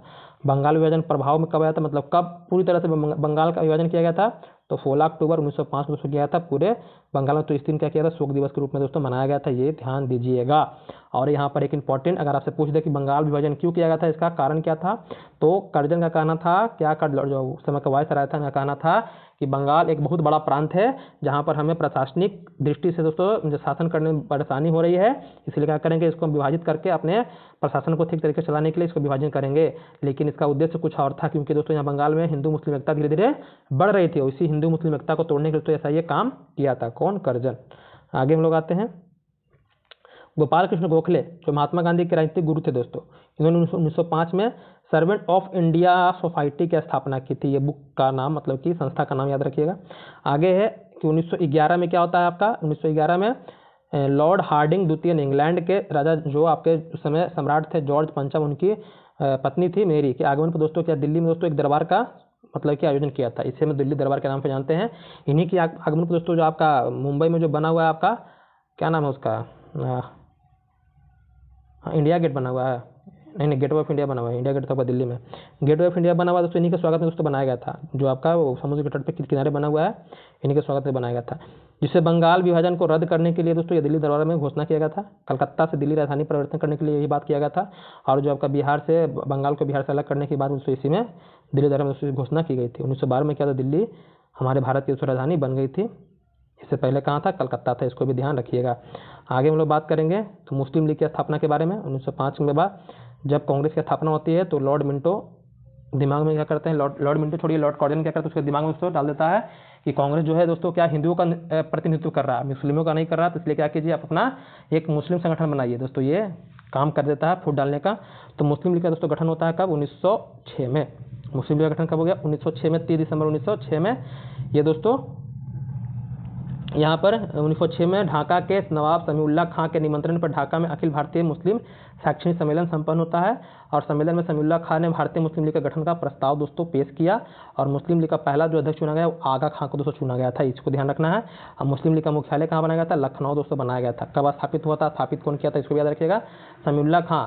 अगर समीउल्लाह खां नहीं दिया रहेगा तब नाम लीजिएगा आगा खां, अगर दोनों दिया रहेगा तो दोनों को टिक कर दीजिएगा, ऑप्शन में देगा, उसके हिसाब से अपना काम कीजिएगा।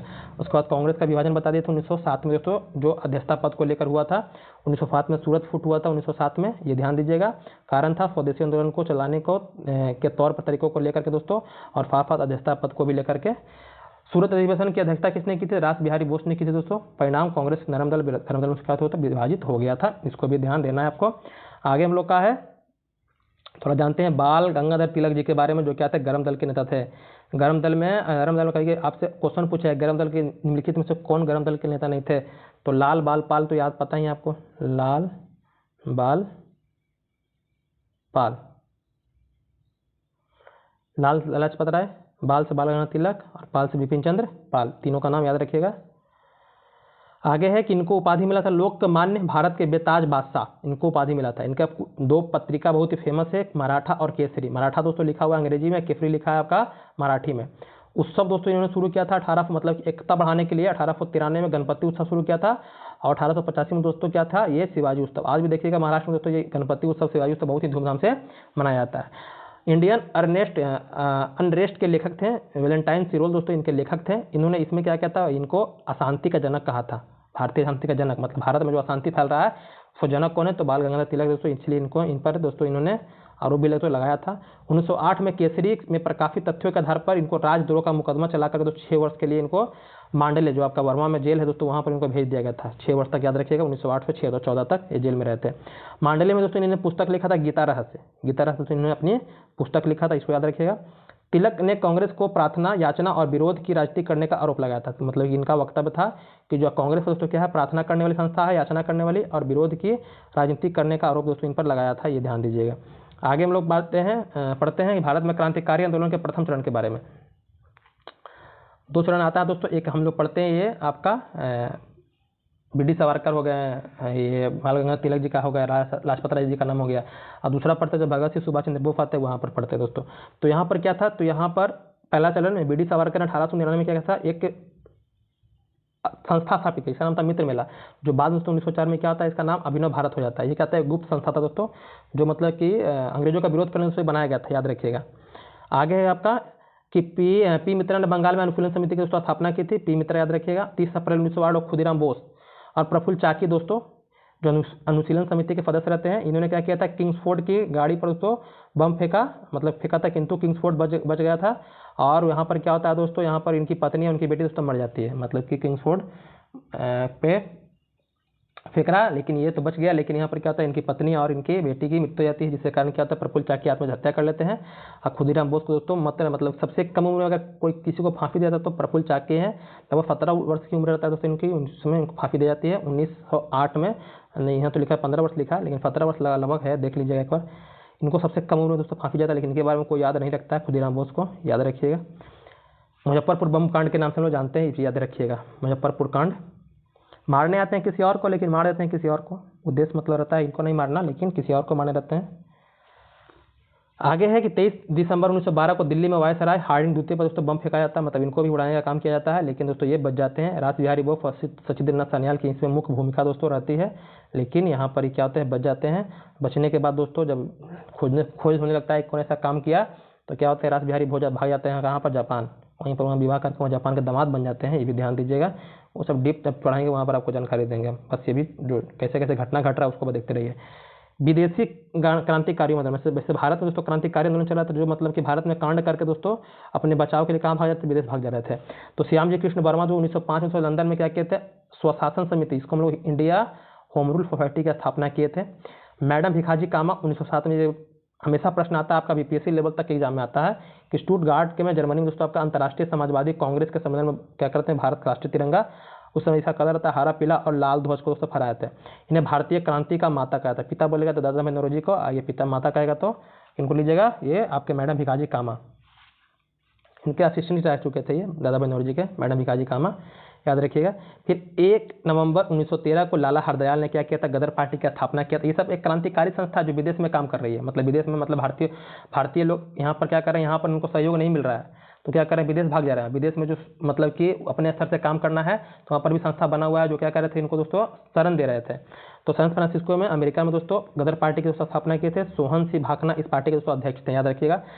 स्थापित किए थे लाला हरदयाल ही, लेकिन ये जो थे ये क्या थे, सोहन सिंह भाकना तो इसके सदस्य मतलब अध्यक्ष थे, ये ध्यान रखिएगा, मतलब इसमें कंफ्यूज नहीं होना चाहिए आपको। कुछ महत्वपूर्ण घटना देखिए यहाँ पर, कामागाटा मारू प्रकरण होता है 1914 में दोस्तों।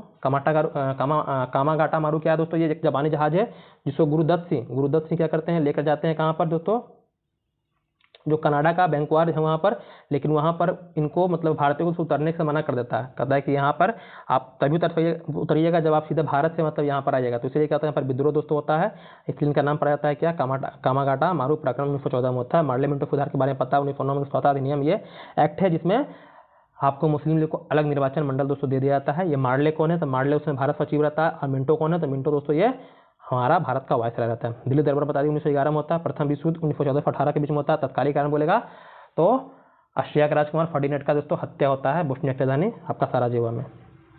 आगे है आपका कि होम रूल लीग की लोग चलता है आपका 1916 में दोस्तों, जिसका नेतृत्व कौन करते हैं, एनी बेसेंट और बाल गंगाधर तिलक करते हैं। लखनऊ समझौते के बारे में बता दिए 1917 में। मॉन्टेग्यू घोषणा 1917 में आता है, ये भी ध्यान दीजिएगा। जो आपका ये जो अधिनियम आया है मॉन्टेग्यू चेम्सफोर्ड सुधार अधिनियम, इसी के अनुशंसा पर दोस्तों ये अधिनियम आता है, ये दोनों ध्यान रखिएगा। आगे हम लोग आते हैं लखनऊ समझौता के बारे में। लखनऊ समझौता के बारे में तो बता दिए कि यहाँ पर क्या होता है, जो विभाजन हुआ था 1907 में, किसमें, नरम दल गरम दल में, वो यहाँ पर जुड़ जाता है और आपका मुस्लिम लीग और कांग्रेस भी क्या होता है दोस्तों इसमें अपना एक हो जाते हैं। तो 1916 में क्या होता है, अंबिका चरण मजूमदार के अध्यक्षता में भारतीय राष्ट्रीय कांग्रेस का वार्षिक अधिवेशन लखनऊ में होता है। लखनऊ अधिवेशन में बाल गंगाधर तिलक और एनी बेसेंट के प्रयासों से नरम दल गरम दल क्या होते हैं, पुनः मिल जाते हैं दोस्तों। इस अधिवेशन में कांग्रेस एवं मुस्लिम लीग के बीच समझौता हो जाता है, इस लखनऊ समझौता के नाम से जाने जाते हैं। अब यहाँ से हम लोग पढ़ते हैं गांधी युग के बारे में। गांधी जी का आगमन हो जाता है 1915 में। कब, 9 जनवरी 1915 को। 1 मिनट, 9 जनवरी कब, 1915 को हम लोग गांधी जी क्या है अफ्रीका से अस्थायी तौर पर कहाँ आ गए, भारत दोस्तों आ गए। इसलिए 9 जनवरी को क्या मनाते हैं हम लोग हर साल, प्रवासी दिवस के रूप में मनाते हैं, ये ध्यान दीजिएगा। तो महात्मा गांधी का थोड़ा जान लेते जीवन परिचय शॉर्ट में। 2 अक्टूबर 1918 को गुजरात के पोरबंदर में इनका जन्म हुआ था दोस्तों। इनके पिता का नाम करमचंद गांधी था और माता का नाम पुतलीबाई था। इनके पिता पोरबंदर, वांकानेर, राजकोट के दोस्तों दीवान थे, ये भी ध्यान देना है। 1883 में दोस्तों 13 वर्ष की कम आयु में, मतलब 13 वर्ष की आयु में ही गांधी जी का विवाह कस्तूरबा से कर दिया था। इस समय कस्तूरबा गांधी जी की उम्र रहता है 14 साल, इसलिए गांधी जी एक बाल विवाह किए थे। गांधी जी 1889 से 1891 तक इंग्लैंड में दोस्तों कानूनी की पढ़ाई की। याद रखिएगा, कानूनी पढ़ाई करने के लिए कहाँ गए थे, इंग्लैंड गए थे। फिर 18 फुट मतलब इंग्लैंड की पढ़ाई पढ़ने के बाद दोस्तों यहाँ पर जब तक आते हैं तब तक इनके पिताजी की मृत्यु हो जाती है।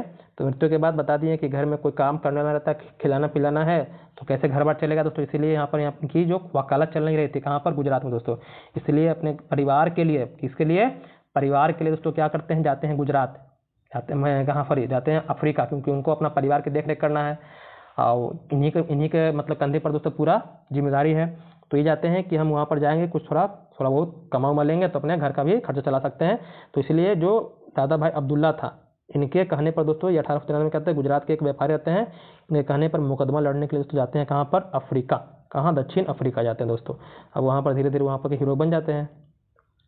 फिर गांधी जी लगभग 21 वर्ष तक तो वहाँ पर रहते हैं और 9 जनवरी 1915 को गांधी जी अस्थायी तौर पर भारत आ जाते हैं। और गोपाल कृष्ण गोखले से इनके राजनीतिक गुरु थे, यहाँ पर जाते हैं, इनसे बहुत प्रभावित होते हैं और ये बोलते हैं कि सर क्या करें हम। तो गांधी जी बोलते हैं, गोपाल कृष्ण जी बोलते हैं कि कुछ करना तुमको नहीं है, पहले यहाँ की स्थिति परिस्थिति के बारे में जानो, मतलब तुम पहले 1 साल पहले पूरा घूमो बढ़िया से, क्या है क्या नहीं है। गांधी जी 1917 में अहमदाबाद में साबरमती नदी के तट पर दोस्तों साबरमती आश्रम की स्थापना किए थे, इसको भी ध्यान रखिएगा। The story of my experiment with truth, ये गांधी जी की जो आत्मकथा है, ये याद रखिएगा, सत्य के साथ मेरे प्रयोग। महात्मा गांधी का द्वारा प्रकाशित कुछ पुस्तक है, पत्रिका है, उसका देखिए, जैसे हिंद स्वराज, यंग इंडिया, नवजीवन, हरिजन, इंडियन ओपिनियन। 30 जनवरी 1948 को गांधी जी को नाथूराम गोडसे क्या करते हैं, गोली मार के इनकी दोस्तों हत्या कर देते हैं। आगे है कि गांधी जी दक्षिण अफ्रीका गए थे तो वहाँ पर कौन कौन सा काम किए थे। तो दक्षिण अफ्रीका में गांधी जी क्या किए थे, तो सबसे पहले तो वहाँ पर नटाल कांग्रेस की स्थापना किया था। नटाल इंडियन कांग्रेस की स्थापना 1894 में किया था दोस्तों। उसके बाद आपके इंडियन ओपिनियन पत्रिका का प्रकाशन 1903 में किए थे। फिनिक्स आश्रम की स्थापना 1904 में किए थे। और टॉलस्टॉय जो जोहान्सबर्ग में दोस्तों ये एक आश्रम बनाए थे, वो 1910 में इसकी स्थापना किए थे। और अफ्रीका में दोस्तों इनको जो रंग भेद की नीति था, जो वहाँ पर स्टेशन पे फेंक देता है, उसका नाम भी याद है, स्टेशन का नाम क्या था, मारिसबर्ग स्टेशन, मारिसबर्ग स्टेशन, पीटर मारिसबर्ग आता है, बस यहाँ पर मारिसबर्ग याद रखिएगा, आपका काम हो जाएगा। उसके बाद दोस्तों वहाँ पर वकालत छोड़ करके आंदोलनकारी बन जाते हैं, रंग भेद की नीति को दूर करने का प्रयास करने लग जाते हैं। अब गांधी जी के प्रथम भारत में 3 प्रमुख कार्य, मतलब कि 3 प्रमुख आंदोलन दोस्तों हम लोग देखेंगे यहाँ पर गांधी जी के। तो पहला चंपारण सत्याग्रह, ये प्रथम सविनय अवज्ञा आंदोलन, मतलब सविनय अवज्ञा था दोस्तों, जो 1917 में दोस्तों चंपारण में हुआ था। याद रखिएगा, 3 कट्ठिया प्रणाली को लेकर 3/20 कट्ठा, इसके बारे में बता दिए। बुलाए कौन थे, तो इनको राजकुमार शुक्ल जी बुलाए थे। यहाँ पर इनको बहुत ही प्रसिद्धि मिलती है, ऐसे गांधी जी का धीरे धीरे प्रसिद्ध होना दोस्तों शुरू हो जाते हैं। उसके बाद दोस्तों होता है कहाँ आपका, ये 1918 में अहमदाबाद मिल मजदूर आंदोलन। ये बोनस को लेकर दोस्तों होता है, क्योंकि यहाँ पर 1918 में क्या होता है, प्लेग फैल जाता है और जो मतलब फैक्ट्री का मालिक रहता है वो कहता है कि यहाँ मतलब कि जो मजदूर होते हैं दोस्तों, वो मतलब कि फैक्ट्री में काम छोड़कर अपने अपने गांव भागना शुरू करते हैं। तो जो मिल मालिक होता है उसको रोकने के लिए उसको बोनस का प्रलोभन देता है। लेकिन कुछ समय बाद क्या होता है, प्लेग की समस्या दूर हो जाती है और जो बोनस की बात हुई थी, बोनस देने से मना कर देता है, कहता है कि हम तो प्लेग के लिए बोले थे। लेकिन गांधी जी यहाँ पर आते हैं और पहली बार दोस्तों यहाँ पर क्या करते हैं, भूख हड़ताल करते हैं। क्योंकि यहाँ पर भूख हड़ताल पहली बार कहाँ पर किए थे गांधी जी, यहीं पर किए थे, अहमदाबाद मिल मजदूर आंदोलन, ये भी ध्यान दीजिएगा। पहला किसान आंदोलन कौन था गांधी जी का, तो चंपारण सत्याग्रह, ये भी था किसान आंदोलन, लेकिन ये प्रथम असहयोग आंदोलन था। यहाँ पर क्या था, प्रथम ये सविनय अवज्ञा था, ये क्या था, पहला असहयोग आंदोलन था 1918 में, ये लगान को लेकर दोस्तों हुआ था, ये ध्यान रखिएगा। आगे हम लोग आते हैं 1917 में क्या होता है, राजकुमार शुक्ल के आग्रह पर गांधी जी चंपारण आते हैं। गांधी जी नील की खेती के विरुद्ध 3 कट्ठिया प्रणाली के विरुद्ध विद्रोह क्या करते हैं, यहाँ पर चलाते हैं, ये ध्यान रखना है आपको। आगे आते हैं हम लोग, 1 मिनट अपलोड हो रहा है, आगे आइए। जलियांवाला बाग हत्याकांड। जलियांवाला बाग हत्याकांड से पहले कुछ घटनाएं घटती है, वो मिनट की देख लेते हैं। जलियांवाला बाग, चलिए इसी में दे दिया होगा। जलियांवाला बाग हत्याकांड जो 13 अप्रैल 1919 को होता है, लेकिन इससे पहले कुछ घटनाएं घटती है हमारे भारत में। क्या होता है दोस्तों कि हमारे भारत में क्रांतिकारी आंदोलन धीरे धीरे बढ़ रहा था। उसी क्रांतिकारी आंदोलन को रोकने के लिए अंग्रेज लाया था रॉलेट एक्ट। रॉलेट एक्ट जिसे काला कानून के नाम से जानते हैं, क्योंकि इसमें दोस्तों संदेह के आधार पर लोगों को दोस्तों नजरबंद कर लिया जा रहा था, और आजीवन, मतलब कि एक होता ना है कि निश्चित समय की 1 महीना 2 महीना के लिए, लेकिन यहाँ पर आजीवन जिस पे शक हो रहा था उसको अंग्रेज क्या करता था, नजरबंद कर लिया रहा था।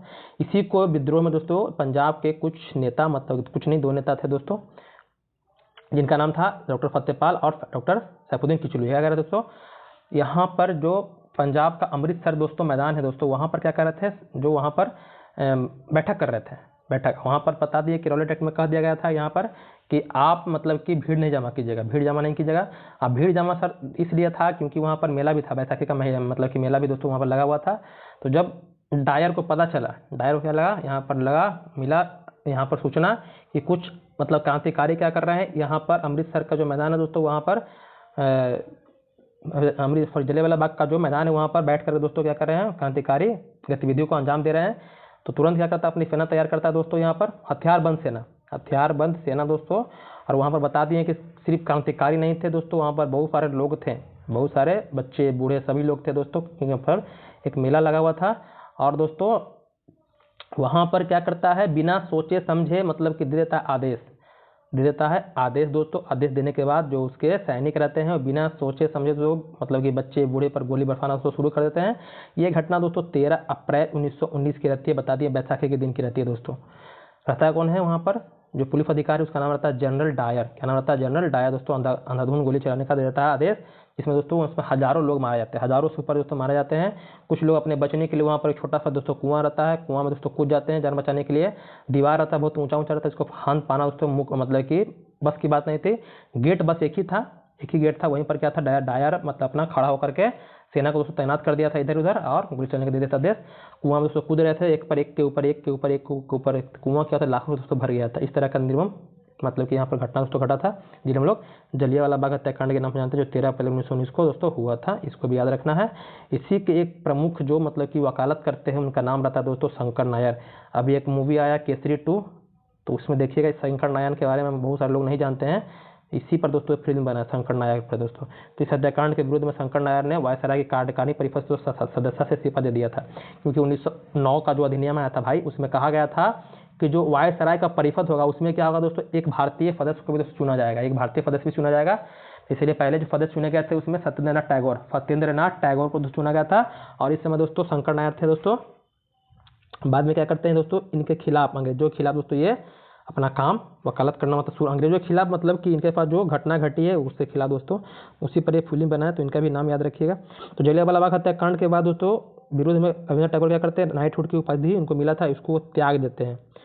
कांग्रेस ने भी इस हत्याकांड की जांचने के लिए उसको बनाया था मदन मोहन मालवीय की अध्यक्षता में तहकीक एक कमेटी दोस्तों, एक हंटर कमेटी बनती है दोस्तों, जो अंग्रेजों के सहयोग से बनती है, ये भारतीयों के सहयोग से, कांग्रेस के सहयोग से बनती है, जिसकी अध्यक्षता करते हैं मदन मोहन मालवीय। आगे आते हैं हम लोग। अब जो घटना घट गई थी, जलियांवाला बाग हत्याकांड हो गया था, रॉलेट एक्ट आ गया था दोस्तों, उधर खिलाफत आंदोलन भी हो रहा था। सेकंड वर्ल्ड वार के कारण क्या होता, तुर्की के खलीफा के साथ जो मतलब कि बदसलूकी किए थे अंग्रेज दोस्तों, उसको लेकर के जो भारतीय मुसलमान थे वो भी नाखुश थे। तो स्थिति बहुत ही बन गई थी अच्छा किनके लिए, तो महात्मा गांधी के लिए दोस्तों। हिंदू मुस्लिम एकता भी दोस्तों धीरे धीरे बढ़ गया था। तो गांधी जी को लगा कि इससे बढ़िया मौका मेरे लिए नहीं होगा, इसीलिए गांधी जी शुरू करते हैं क्या, असहयोग आंदोलन। असहयोग आंदोलन क्या करते हैं, शुरू करते 1920 से 1922 दोस्तों आंदोलन चलता है। कारण रॉलेट एक्ट हो गया आपका, जलियांवाला बाग हत्याकांड हो गया, खिलाफत आंदोलन हो गया। लेकिन इसके अलावा दोस्तों अंग्रेज ये भी बोलते हैं कि प्रथम विश्व युद्ध में हमें अगर सफलता मिलती है, हम जीत जाते हैं, तो आपको हम क्या करेंगे, स्वराज दे देंगे। लेकिन अंग्रेज ऐसा नहीं करते हैं, जिससे गांधी जी नाखुश होकर कहते हैं कि आपको हम सहयोग नहीं करेंगे। तो लाला लाजपत राय की अध्यक्षता में सितंबर 1920 को कांग्रेस की विशेष अधिवेशन कलकत्ता में दोस्तों आयोजित होती है, और यहीं पर दोस्तों ये प्रस्ताव दोस्तों लाया जाता है। लेकिन ये प्रस्ताव दोस्तों यहाँ पर पारित नहीं होता, क्योंकि विरोध में कौन करते हैं, विरोध करते हैं चित्तरंजन दास जी, विरोध दोस्तों ऐसा करते हैं। लेकिन फिर इसका जो वार्षिक अधिवेशन होता है कहाँ पर आपका नागपुर में दोस्तों, वहाँ पर गांधी जी उनको मतलब कैसा मतलब कि उनको मतलब कि अपने बात में मतलब कि फंसाते हैं कि जो 1920 में ही आपका नागपुर अधिवेशन होता है वार्षिक, वहाँ पर चित्तरंजन दास क्या करते हैं, प्रस्ताव पेश करते हैं किसका, तो असहयोग आंदोलन का दोस्तों। इस अधिवेशन में स्वराज प्राप्ति के लिए असहयोग आंदोलन को चलाने की स्वीकृति तो प्रदान की गई थी।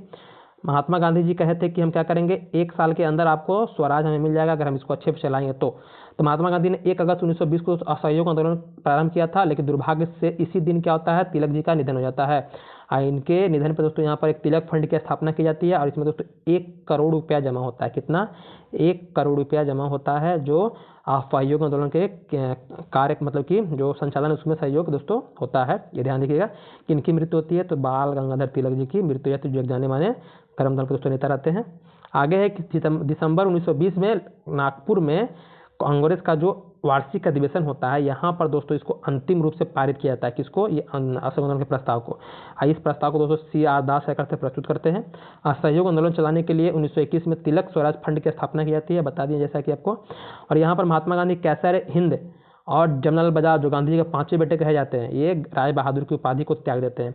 हमेशा याद रखिएगा, गांधी जी जलियांवाला बाग हत्याकांड में दोस्तों अपना त्याग मतलब उपाधि त्याग नहीं करते हैं। कब करते हैं, तो असहयोग आंदोलन में। वहां पर बोलेगा तो शंकर नायर जी इस्तीफा देते हैं और नाइट हिट की उपाधि रविंद्र टैगोर त्यागते हैं। यहाँ पर गांधी जी यहाँ पर त्यागते हैं असहयोग आंदोलन में, कहीं कन्फ्यूजन नहीं होना चाहिए आपको। और यहीं पर दोस्तों इन्होंने क्या किया था, इन्होंने असहयोग आंदोलन मतलब कि जो विदेशी वस्तुएं हैं, विदेशी मतलब स्कूल कॉलेज वगैरह सभी चीज़ का परित्याग करना है, विदेशी वस्तुओं को होली जलाई गई, जिसको देख करके रविंद्र टैगोर ने कहा था कि क्या कहा था, ये निष्ठुर बर्बादी है। मतलब कि जो आप मतलब वस्त्रों को क्या कर रहे हैं, विदेशी वस्त्रों को जला रहे हैं, ये क्या एक तरह का निष्ठुर बर्बादी है, ऐसा नहीं करना चाहिए, इनका कहना था। लेकिन गांधी जी बोले थे क्या होना चाहिए, गांधी जी का जो भी आंदोलन था दोस्तों क्या था, मतलब कि अहिंसावादी था। लेकिन यहाँ पर गांधी जी बोल दिए थे कि हम आंदोलन को क्या करेंगे, हिंसात्मक तरीके से नहीं करना है, हमको अहिंसावादी बनना है, किसी तरह कहीं भी कोई तोड़ फोड़ नहीं होना चाहिए, कहीं भी हिंसा नहीं होनी चाहिए। लेकिन यहाँ पर क्या होता है दोस्तों, यहाँ पर चौरी चौरा कांड हो जाता है। कब, 4 फरवरी 1922 को, कहीं कहीं दोस्तों ये 5 फरवरी था, क्योंकि ये घटना रात को होती है।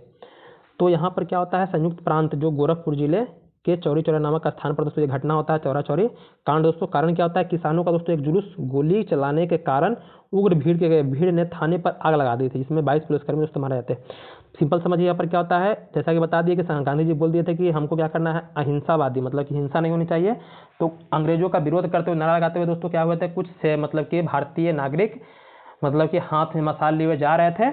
तो अंग्रेज क्या होते हैं बता दें, अंग्रेजों की स्थिति वहाँ पर धीरे धीरे मतलब क्रोधित हो रहे थे, मतलब भारतीयों के इस कारनामे से दोस्तों, जिसके कारण कि वहाँ पर जो पुलिस चौकी से दोस्तों गुजरे, तो वहाँ पर जो कुछ पुलिसकर्मी थे दोस्तों, उन पर क्या किए थे, मतलब कि लाठी बरसा दी थी दोस्तों, लाठी बरसा दी थे, गोली चला दिए थे, जिसके कारण क्या हुआ था, वहाँ पर कुछ लोग घायल भी हो गए थे।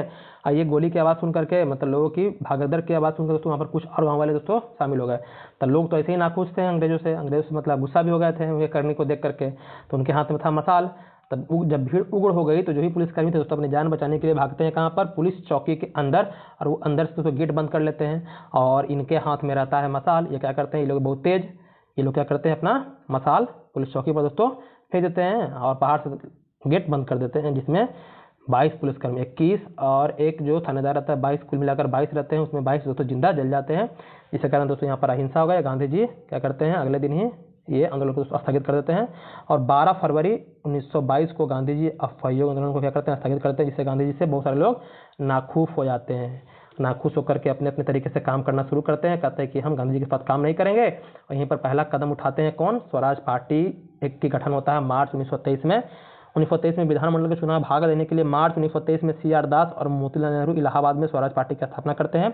CR दास पार्टी के अध्यक्ष रहते हैं और मोतीलाल नेहरू क्या करते हैं, ये महासचिव रहते हैं। स्वराज पार्टी 1925 ईस्वी में विट्ठल भाई पटेल केंद्रीय विधानमंडल के दोस्तों अध्यक्ष की नियुक्ति में सफलता प्राप्त करते हैं। ये ध्यान रखिएगा, क्योंकि 1919 के अधिनियम में कहा गया था कि अगर भारतीय चाहते हैं तो चुनाव वो लड़ सकते हैं, लेकिन असहयोग आंदोलन के कारण दोस्तों यहाँ पर कोई भाग नहीं ले रहे थे। लेकिन यहाँ पर स्वराज पार्टी ने भाग लिया और यहाँ पर दोस्तों जीत भी हासिल की और केंद्रीय विधानमंडल में अध्यक्ष के तौर पर चुने गए कौन, विट्ठल भाई पटेल।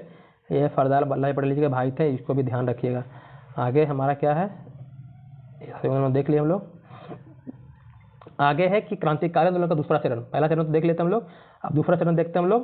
हिंदुस्तान रिपब्लिकन एसोसिएशन, मतलब कि 1922 में जो चौरा चौरी कांड होता है उसके एवज में गांधी जी को दोस्तों मिलती है सजा।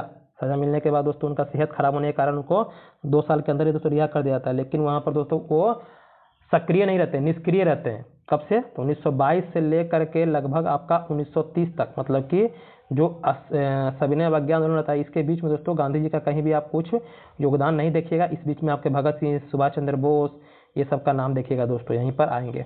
तो यहाँ पर यही है आपका जो क्रांतिकारी का दूसरा चरण होता है दोस्तों, यही आपका है। तो एक रहता है संगठन हिंदुस्तान रिपब्लिकन एसोसिएशन, जो मतलब ये जितने भी सदस्य दोस्तों गांधी जी के मतलब कि बहुत ही अपना आइडियल मानते थे, लेकिन गांधी जी के करने के कारण दोस्तों लोग नाखुश हो जाते हैं और अपने स्तर से काम करना शुरू करते हैं। तो HRA जिसको हम बोलते हैं, उसकी स्थापना 1924 में, अक्टूबर 1924 में दोस्तों हुआ था। सचिदेंद्र नाथ सान्याल, राम प्रसाद बिस्मिल्ला, योगेश चंद्र चटर्जी एवं अन्य क्रांतिकारी सहयोगी ने कानपुर में दोस्तों इसकी स्थापना की थी। कहाँ की थी? कानपुर में, 1924 में। इनके सहयोगी में धीरे धीरे और सदस्य दोस्तों बढ़ने लगे थे और इन्होंने काकोरी कांड का दोस्तों अंजाम दिया था, क्योंकि उनके पास अगर क्रांतिकारी घटना करना है तो हमारे पास धन चाहिए, अच्छे हथियार चाहिए। तो ये धन प्राप्ति के लिए क्या करते हैं? ट्रेन लूट लेते हैं। किसका? तो अंग्रेजों का दोस्तों। तो हिंदुस्तान रिपब्लिकन एसोसिएशन के क्रांतिकारी ने 9 अगस्त 1925 को लखनऊ के काकोरी नामक स्थान पर 8 डाउन ट्रेन को दोस्तों लूट लिया था। इसमें आपके घटना के संबंध में 29 क्रांतिकारी तो क्या होता है मुकदमा चला गया था, जिसमें प्रमुख थे आपके राम प्रसाद बिस्मिल, राजेंद्र लाहिड़ी, रोशन सिंह, अशफाकुल्ला खां। ये सबको दोस्तों क्या होता है? फांसी की सजा दोस्तों दी जाती है। ये आपके जो चंद्रशेखर आज़ाद जी थे दोस्तों, वहाँ पर वो क्या होता है, यहाँ पर भाग निकलते, वो पकड़ नहीं पाते उनको, मतलब अंग्रेज पकड़ नहीं पाते। तो ये भी मतलब शामिल रहते हैं। लेकिन ये जो राम प्रसाद बिस्मिल, राजेंद्र लाहिड़ी, रोशन लाल और आपके अशफाकुल्ला होते हैं, इनको दोस्तों क्या होता है कि गोरखपुर, गोंडा, नैले और फैजाबाद में क्या होता है, इनको फांसी की सजा दोस्तों दी जाती है। और चंद्रशेखर आजाद दोस्तों इसमें भागने में सफल हो जाते हैं, जिसके कारण जो HRA दोस्तों उसका नाम परिवर्तित कर दिया जाता है और इसका नाम रखा जाता है HSRA, मतलब कि हिंदुस्तान सोशलिस्ट रिपब्लिकन एसोसिएशन। मतलब कि कहते हैं कि अब जो भी काम होगा दोस्तों हम लोग क्या करेंगे, अपने मत के अनुसार करेंगे। ये नहीं कि वो जो काम हुआ था दोस्तों आपका ट्रेन लूटने का, उसमें बहुत सारे लोग मतलब कि मना भी कर रहे थे, मतलब उसमें एकजुटता नहीं थी। तो यहाँ पर 1928 में चंद्रशेखर आजाद के नेतृत्व में दोस्तों दिल्ली के फिरोज शाह कोटला मैदान में हिंदुस्तान रिपब्लिकन एसोसिएशन का नाम बदल कर दोस्तों हिंदुस्तान सोशलिस्ट रिपब्लिकन एसोसिएशन रख दिया गया। सुभाष चंद्र बोस, भगत सिंह दोस्तों इसमें शामिल रहते हैं। HSR के संस्थापक सदस्यों में भगत सिंह, सुखदेव, भगवती चरण बोहरा, शिव वर्मा, जयदेव कपूर, विजय कुमार सिन्हा दोस्तों, ये सब एक क्रांतिकारी दोस्तों क्या रहते हैं? नेता रहते हैं। 17 दिसंबर 1928 को भगत सिंह, चंद्रशेखर आजाद और राजगुरु ने लाला लाजपत राय की मृत्यु के बदला लेने के लिए लाहौर के जो सहायक पुलिस अधीक्षक रहते हैं सॉन्डर्स तो इसकी हत्या कर देते हैं। क्या करते हैं? इसकी हत्या करते हैं, क्योंकि आपको पता है कि साइमन कमीशन आता है और साइमन कमीशन का सब विरोध होते रहता है। कि विरोध होने का कारण यही है कि ये दोस्तों उसमें एक भी भारतीय सदस्य दोस्तों नहीं रहते हैं। साथ के साथ दोस्तों क्या रहते हैं? अंग्रेज रहते हैं। लेकिन जिसलिए जहाँ जाता है वहाँ पर साइमन गो बैक का तो सुनाया लगता है। जब वो पंजाब में आते हैं दोस्तों तो वहाँ पर क्या होता है, यहाँ पर जो इनके गुरु थे लाला लाजपत राय, उनकी क्या होता है दोस्तों, उनकी मतलब कि लाठी से मारकर दोस्तों इनकी हत्या कर दी जाती है। हत्या करने के बाद ये लोग नाखुश हो जाते हैं और कहते हैं कि हम बदला लेंगे अपने गुरु का। और जो लाहौर के पुलिस अधीक्षक रहते हैं दोस्तों आपके सॉन्डर्स, इसकी क्या करते हैं? हत्या कर देते हैं दोस्तों। इसको लोग सॉन्डर्स हत्याकांड बोलते हैं या लाहौर कांड बोलते हैं। उसके बाद आपका 8 अप्रैल 1929 को भगत सिंह बटुकेश्वर दत्त दिल्ली में केंद्रीय विधानमंडल को मतलब कि खाली बीचों में बम फेंका था। मतलब कि कुछ यहाँ पर क्या हो रहा है दोस्तों, एक कांड तो यहाँ पर हो गया।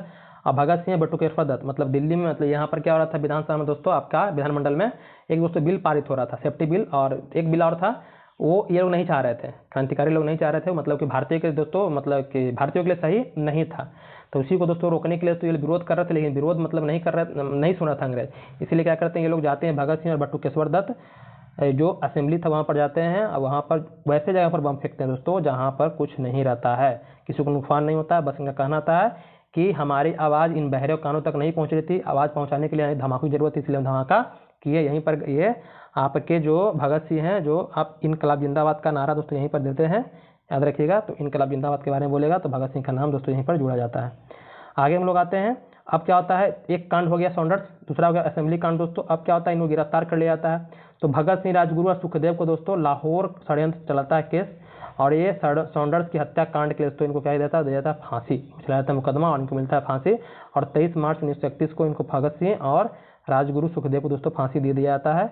इससे पहले ही चंद्रशेखर आज़ाद जी का क्या होता है दोस्तों, मतलब वो आत्महत्या कर लेते। आत्महत्या मतलब करने का कारण था कि वो चारों तरफ पुलिस उसको घिर जाते हैं। आत्महत्या का कारण यही रहता है, ये बचाव के लिए जगह जगह जाते हैं, कांग्रेस के बड़े बड़े नेता के पास जाते हैं, लेकिन कोई भी उनका सहयोग दोस्तों नहीं करता है। और जब इलाहाबाद के अल्फ्रेड जो पार्क था दोस्तों, वहाँ पर जब मतलब कि आराम कर रहे थे, आराम करने का मतलब कि कांग्रेस से मिलने गए थे, मतलब कि नेताओं से, तो बोले कि आप बाहर जाकर रुकिए। और कोई क्या करता है, इन्फॉर्मेशन देता है कि चंद्रशेखर आज़ाद जी यहाँ पर पार्क में बैठे हुए हैं। तो अंग्रेज क्या करते हैं, अपने सिपाही को लेकर के, अपनी सेना को लेकर पूरे पार्क को घेर लेता है। जब तक इनके पास गोली रहता है वो क्या करते हैं दोस्तों, उनका मुकाबला करते हैं। लेकिन जब अंतिम गोली बैठता है तो इनका दोस्तों कहानी रहता है कि जब भी मरेंगे तो हम विदेशी गोली से नहीं मरेंगे, इसलिए अपने ही गन से क्या करते हैं दोस्तों, अपने आप को गोली मार लेते हैं। चंद्रशेखर आज़ाद यहाँ पर क्या होते हैं, उनके पहले दोस्तों क्या होते हैं, शहीद हो जाते हैं। 27 फरवरी 1931 को दोस्तों ये शहीद हो जाते हैं, भगत सिंह को बचाते बचाते, मतलब उनके बचाने के लिए। तो क्लास दोस्तों हमारा लंबा हो गया है, अभी भी हमारा बहुत सारा बाकी है, क्योंकि हमारा काम था कि बहुत सारे फैक्ट पर आपको बताएं। अभी देखिए बहुत सारा है, तो एक क्लास कोशिश करें कि और लेकर के आपका ख़त्म कर देंगे, क्योंकि अभी हमारा 1 घंटा 15 मिनट का हो गया है। तो एक क्लास और लेंगे ताकि आपको बता दें, फिर आपका PYQ भी दोस्तों करा देंगे। क्लास देखिएगा जरूर, क्योंकि आपको जितने भी फैक्ट उसको बताए हैं आपको अच्छा भी लगेगा, क्योंकि जो जो इंपॉर्टेंट फैक्ट उससे बात किए हैं। अगर आप क्लास को देखिएगा, PYQ कर लीजिएगा, तो जो भी आपका मॉडर्न हिस्ट्री से क्वेश्चन आएंगे दोस्तों, उससे आपको उम्मीद मानिए जो भी आपके 7-8 क्वेश्चन आते हैं उससे एक भी क्वेश्चन आपका नहीं छूटेगा। सब के सब क्वेश्चन आप बना लीजिएगा, कोई भी आपको डिस्टर्ब मतलब उसमें परेशानी नहीं करेगा। और मॉडर्न हिस्ट्री से क्वेश्चन बच्चों का तो छूटता भी नहीं, क्योंकि मॉडर्न हिस्ट्री बच्चों को समझ में भी दोस्तों आता है, अगर आप वो अच्छे से टॉपिक वाइज उसको पढ़े हैं तो। बाकी क्लास कैसा लगा हमें कमेंट कर बताइएगा। जो भी आपके दोस्त साथी होंगे जिनको बिहार पुलिस का एग्जाम है, उनके बारे में बताइएगा इस चैनल के बारे में, ताकि उनको भी सहयोग मिल सके। और आगे के बारे में बताए हैं कि आगे जब एग्जाम दे लीजिएगा तो आपका सिलेबस कंप्लीट कराने की जिम्मेदारी लिए हैं, तो सिलेबस कंप्लीट कराएंगे। उसके बाद आपको जब पूरी कहानी पता, जब भी आपसे पूछेंगे कि सोनहठ हत्याकांड क्या है, पूना पैक्ट क्या है, जलियांवाला हत्याकांड क्या है, लखनऊ समझौता क्या, तुरंत आपके दिमाग में क्लिक करेगा कि हाँ इसके बारे में तो हम ये पढ़े थे, इसके बारे में ये है। तो उस तरह का आपको मतलब की जानकारी होनी चाहिए। जानकारी मिलता है, ये नहीं बोल रहे हैं कि स्पीडी लूसेंट से जानकारी नहीं मिलता है, लेकिन स्पीडी लूसेंट तभी पढ़िए जब दोस्तों आपका सिलेबस कंप्लीट हो। सिलेबस मतलब अधूरा, नया नया स्टूडेंट जाता है, नया नया स्टूडेंट कंपटीशन की तैयारी करने में आ जाते हैं, प्रतियोगिता परीक्षा की सोचते हैं कि हम तैयारी करके लूसेंट पूरा पढ़ करके अपना निकाल लेंगे, तो पढ़ते नहीं बल्कि रट्टा मारते हैं। अब 1 साल 2 साल 3 साल इस तरह से अपना उनका समय निकल रहा है, लेकिन कभी कोशिश नहीं करते कि अपना सिलेबस पूरा करें। एक बार सिलेबस पूरा करने के बाद दोस्तों उनके लिए क्या, तो सभी चीज़ें आसान हो जाती है। तो हम बच्चों से यही कहेंगे कि अपना पहले सिलेबस पूरा करिए, उसके बाद जहाँ से आपको पढ़ना है वहाँ पर पढ़िए, आपको कोई दिक्कत परेशानी दोस्तों नहीं होगी। वो बस वन लाइनर के चक्कर में मत रहिए, वन लाइनर दोस्तों रहिएगा, वो बस रटते रहिएगा, आपका जीवन टाइम दोस्तों निकलता रहेगा निकलता रहेगा निकलता रहेगा। बस एक बार खाली आप डीप नॉलेज ले लीजिए, मतलब कि अपने सिलेबस को कवर कर लीजिए, चैप्टर बाय चैप्टर पढ़ लीजिए। उसके बाद जो भी वन लाइनर पढ़ना है, स्पीडी पढ़ना है, लूसेंट पढ़ना है, क्राउन पढ़ना है, जो पढ़ना है सब पढ़ते रहिए।